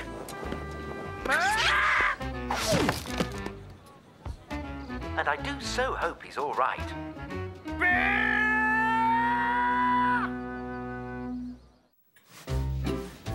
There you go, Mr. Brown. All polished up and as good as new. Thank you very much, Mr. Gruber. I can't think how it got so scratched. When you remember all the thousands of miles we have traveled together, it is not so surprising. Besides, real leather needs feeding from time to time. Perhaps it would like some marmalade. I think not, Mr. Brown. Do you remember our first trip together? I was planning the opening chapter for my book, The World and Its Wonders. Camera, passport, traveler's checks. Don't forget the map of France, Mr. Gruber. Thank you, Mr. Brown. Where would I be without you? In Russia? There is many a true word spoken in jest, Mr. Brown. I could do with someone like yourself to help me on my travels. Always willing to lend a paw. Perhaps it isn't such a fanciful idea after all. You could be my man Friday. Or perhaps I should say my bear Friday. What about the rest of the week, Mr. Gruber? If you will excuse me, Mr. Brown, I have a telephone call to make. You want Paddington to go to France with you? To help you with your book? The one your millionaire customer is paying you to write? Excuse me a minute, Mr. Gruber. Henry! I was delighted that you could accompany me on my trips to plan itineraries and do research. Yes, and since we were going to France, Mr. Brown lent me his old beret, and Jonathan gave me that fake moustache. But planning an itinerary wasn't as easy as it sounded. I think I must have turned left at the end of Windsor Gardens by mistake. Paddington, are you all right in there? I hope you haven't made a mess. I only tied it up this morning. Paddington? Oh, Excusez-moi. I beg your pardon? I didn't know you understood French, Mrs. Bird. You can borrow my book if you like. Useful phrases for the traveller abroad. Well, you mind you don't give yourself a headache with all those new words. I won't, Mrs. Bird. Au revoir. Paddington may be ready for France, but are the French ready for Paddington? Remember, Mr. Brown, I'm counting on you to take notes for future reference. Note number 1. Remember to take notes. Paddington, I think that must be your plane. Wow! Fancy flying in your own private jet. Mr. Gruber's benefactor certainly isn't cutting any corners.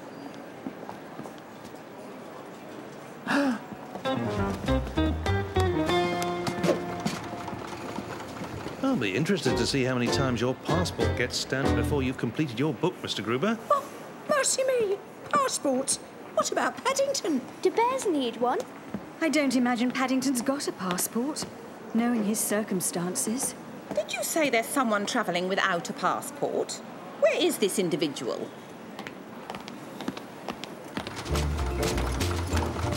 What?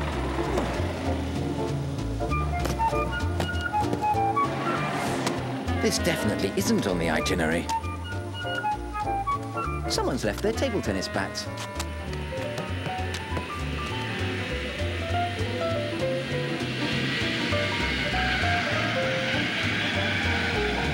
It's Paddington. What's he up to now? So that is the gentleman in question. I shall need his full name and address. Well, he isn't actually a gentleman. He's a bear. We called him Paddington after the train station. You're telling me I'm dealing with a bear? What's more, one without a passport, travelling under an assumed name. This will all have to be fully investigated. Put down those paddles! But I was only practicing my table tennis shots. Then that aeroplane started coming towards me. Now we can get it from the bear's mouth. Where are you from? Well, it depends. You see, I live at number 32 Windsor Gardens, but I come from darkest Peru. I stowed away in a lifeboat and... A stowaway? This is a serious matter. I shall have to ask you to come with me and have your credentials checked. Have my credentials checked? But I felt all right at breakfast. That's a false moustache that Jonathan gave me. And that's my notebook. I'm supposed to write down everything I see. Are you in the pay of some foreign power? Oh, no. Mr. Gruber comes from Hungary, but I don't think he's paying me. What's that? It's a marmalade sandwich. I always keep one in case I have an emergency, and I think I've got one coming. I wonder what else you've got hidden away. There's something very fishy about this suitcase. For a start, it's smaller on the inside than it should be. That's because it's got a secret compartment. Oh dear, Paddington can look very suspicious sometimes, especially if you don't know him. Of course, I blame myself for not thinking about Paddington's circumstances before I suggested the trip. If that bear is in trouble, they'll have me to deal with. You don't think they'll send Paddington back to Peru, do you? They wouldn't, would they? They mustn't. Over my dead body. What would we do without him? They can't. Paddington, what happened? Everything was cleared up when I showed them my passport. You have a passport? Of course. My Aunt Lucy would never have let me travel all this way without one. All's well that ends well, Mr. Brown. But why ever didn't you say so? Nobody ever asked me, Mr. Gruber. Except for the nice lady. The nice lady? I must say this marmalade sandwich is awfully good. You don't happen to have any more, do you? Hidden away? No, but I have a jar of marmalade if you have some bread and butter. I've said it before, and I'll say it again. Bears always land on their feet.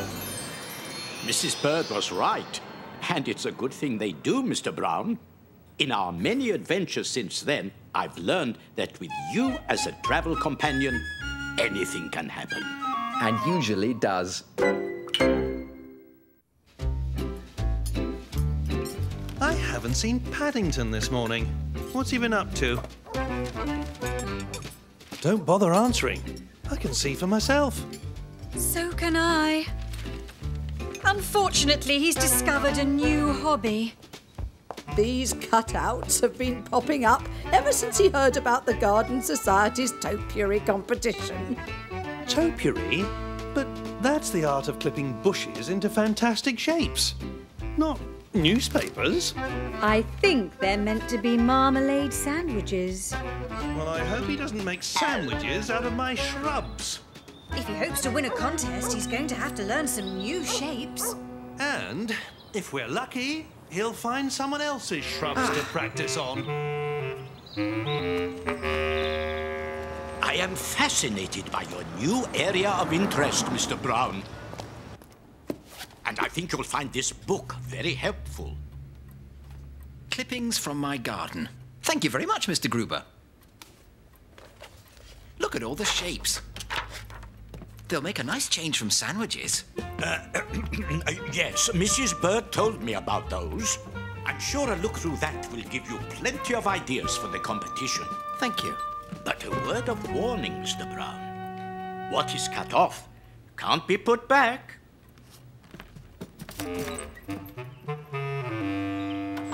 Mr. Brown's going to be surprised when he comes home and finds a peacock in his garden. But where shall I start? Aha!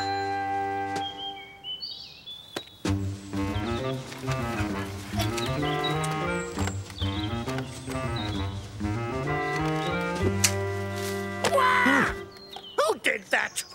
Of all the nerve! Oh, there. Is that you? There! What are you doing? This branch nearly had my eye out. It's topiary, Mr. Curry. It's to do with cutting shrubs. I'm making a peacock. A peacock? Yes, the Browns said if I was going to enter the competition, I had to learn a new shape, and... A competition, you say? The Portobello Garden Society will pick the winner at the end of the week. The prize is £50. £50? You know, Bear, a bit of topiary in my garden would raise the tone a bit. If you do one for me, I might not report you for nearly poking my eye out. I'd be happy to, Mr. Curry. And mind you don't go clipping one for everyone. I want mine to be exclusive. Oh, I'm sure I can make it look like something that's never been done before. You better start straight away, Bear. This bush definitely looks as though it could do with a trim, Mr. Curry. Just make sure it's finished by the time I get back. After I've got something for my eye, I shall call in at the Garden Society and bring the judges round. The judges? I'd better get started right away.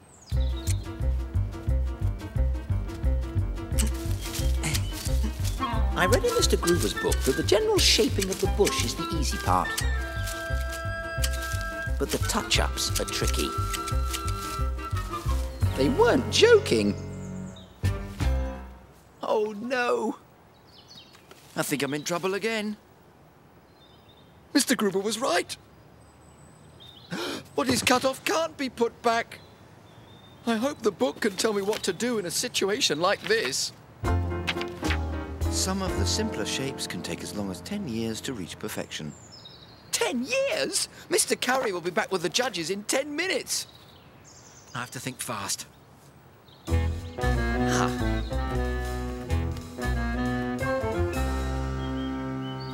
It's a good thing bears are good at thinking.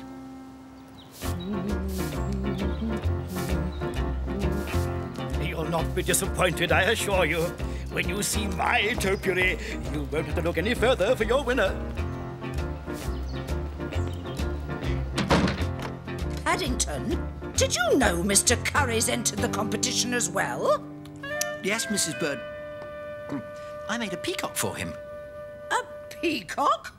You mean he's taking credit for your work? I don't really mind. Besides, I did almost poke his eye out. Well, I mind. Come on. Uh-oh. See? Isn't it fantastic? It certainly is. But tell us, Mr. Curry, how did you shape such a perfect peacock? Patience. Lots and lots of patience. Just a moment. Mr. Curry didn't make that. It was Paddington. Entering someone else's work? This is highly irregular. It isn't the first time something like this has happened. You ought to be ashamed of yourself, taking credit for a young bear's handiwork. But it's my bush. And it's a fake. A fake? What do you mean, a fake? There's some kind of foam in the middle. The branches are stuck in it.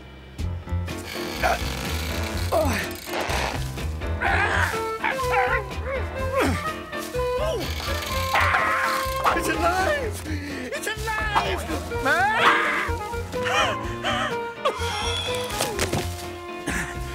We've seen just about enough. This has been a complete waste of time. Get it off! Get it off! I'm sorry, Mr. Curry. Topiary isn't supposed to attack people. There you are. Hello. I've got a surprise for you, Paddington. I bought this bush for you to practice on. He's already practiced.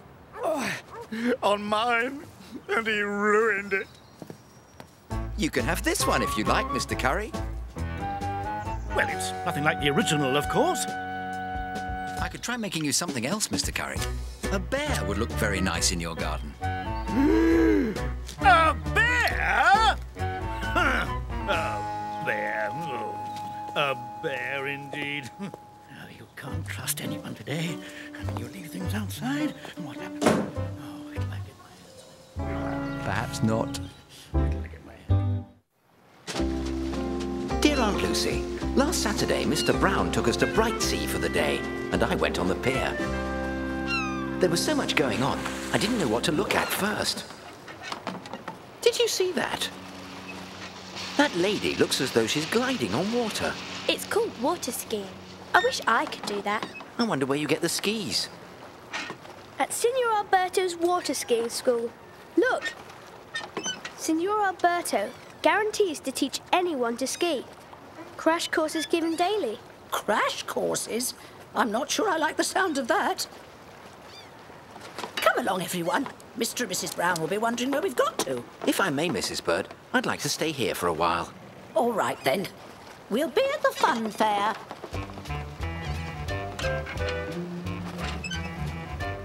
Oops. Mrs. Bird, you forgot your umbrella.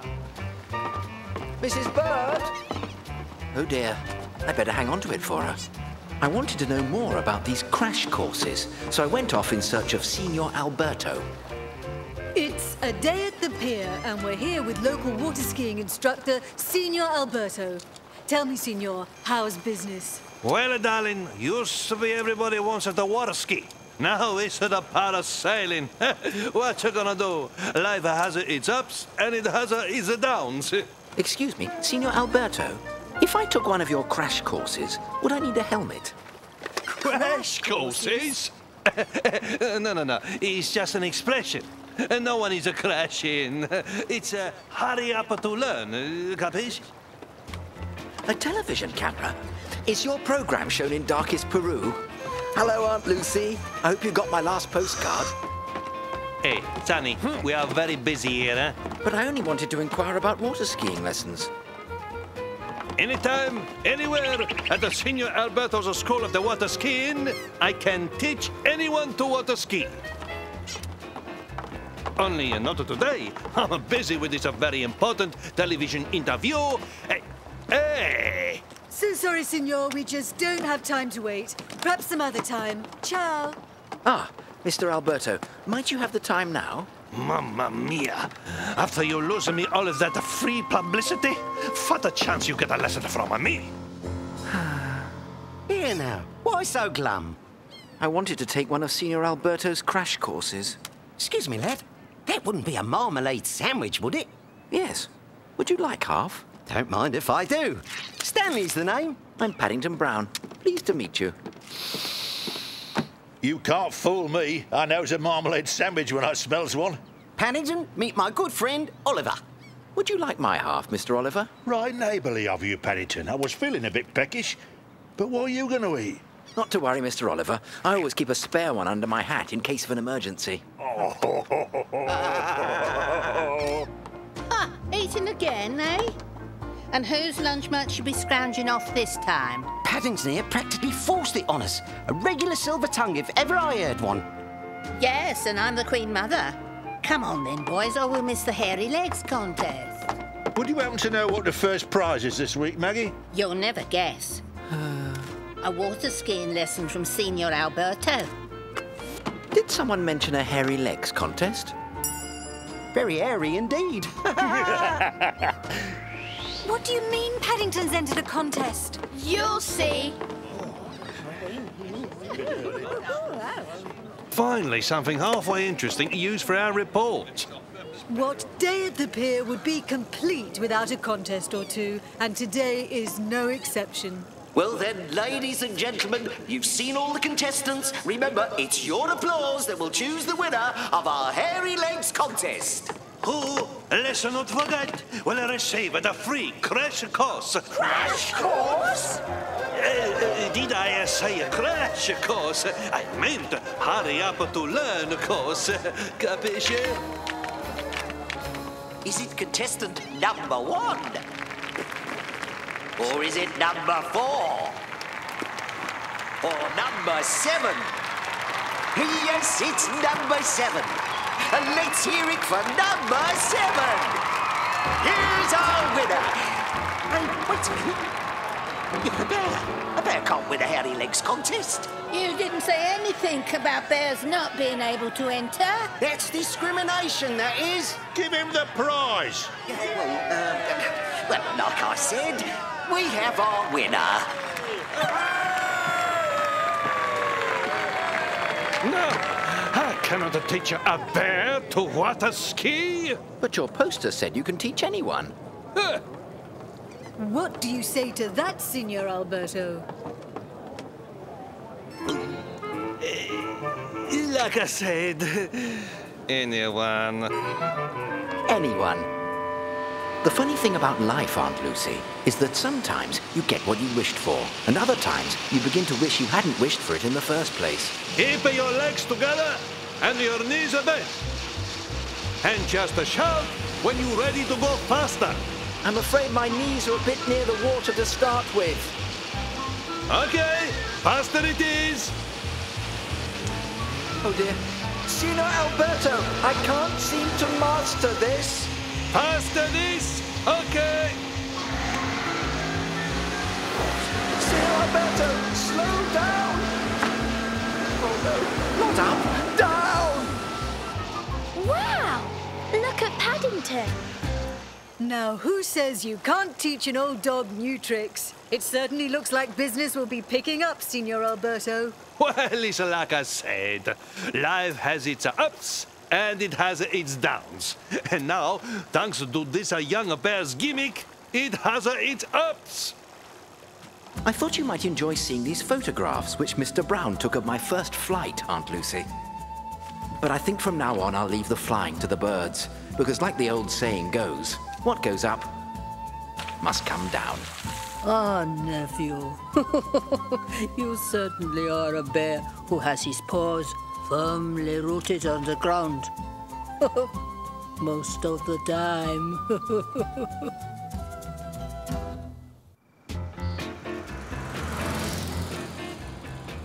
Dear Aunt Lucy, last night I gave the Browns some of my special homemade toffee for dessert.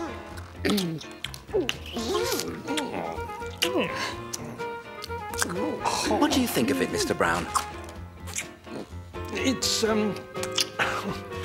quite unique. Where did you find the recipe, Paddington? It was handed down to me by my uncle in darkest Peru, Mrs. Brown. I should think he was glad to be rid of it. More toffee? Oh. I was just about to brush my teeth but I couldn't resist one more piece of toffee.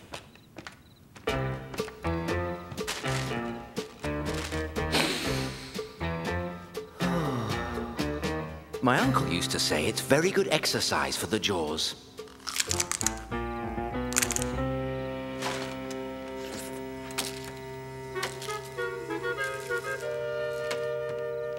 I think Paddington's toffee could have industrial applications as a super cement.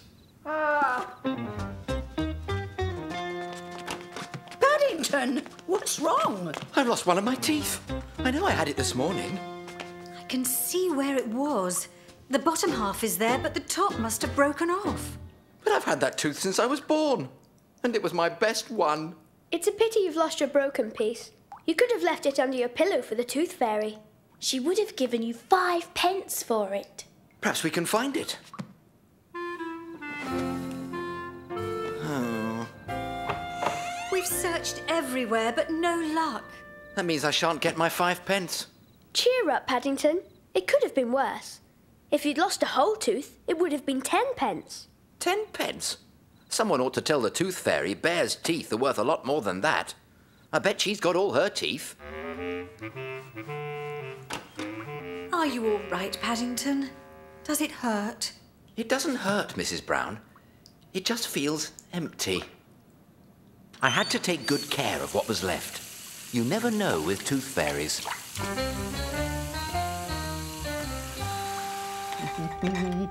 I don't think I shall have any breakfast this morning. The spot where my tooth was is starting to hurt. That's it.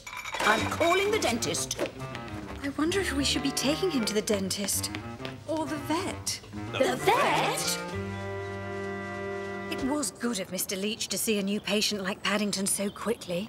Who said anything about Paddington? I simply said there was an emergency in the family. Don't you think you're a little overdressed, Paddington? Jonathan told me I might be frozen. Oh, he didn't mean the whole of you, dear. Just the bit round your tooth, so that it won't hurt. There's nothing to be afraid of, Paddington. Mr. Leach has been practicing for years. Practicing? Couldn't we pay extra and get someone who knows what he's doing?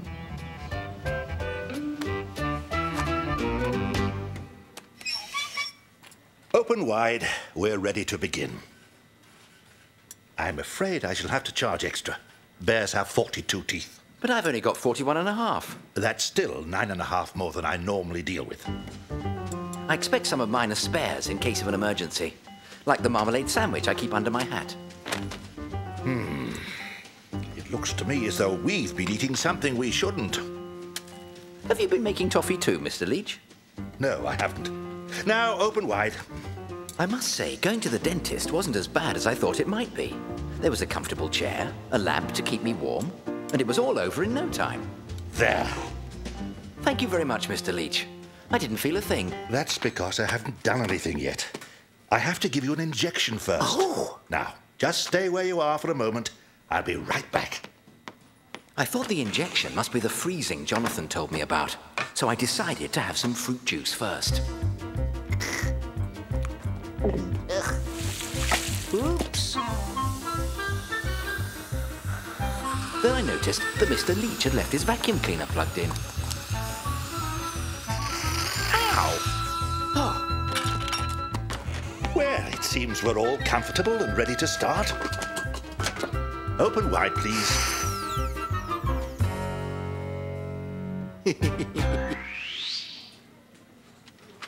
How do you think it's going? It's awfully quiet in there. They say no news is good news. Are we ready for our injection now?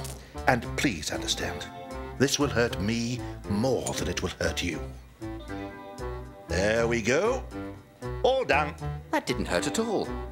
Would you like me to give you your injection now, Mr. Leach? Certainly not. Whatever next. But you said yours would hurt more than mine. I need to take a wax impression. Now, say ah, then bite down hard and don't let go for anything. Oh,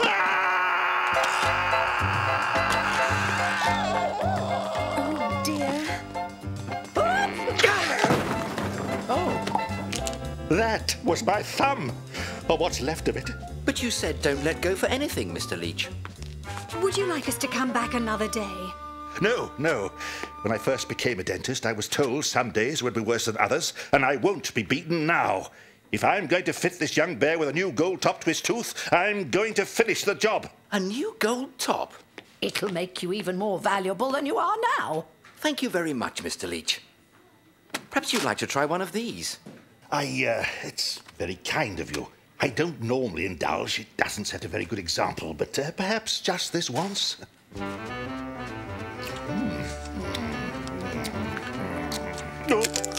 Oh dear, Mr. Leach. I hope you haven't done what I did.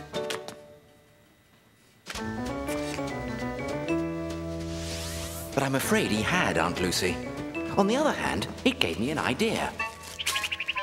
I unwrapped the toffee I'd started the night before, and there was my tooth. I put the 5 pence the tooth fairy left me towards buying the ingredients for making softer toffee. I hope you enjoy it.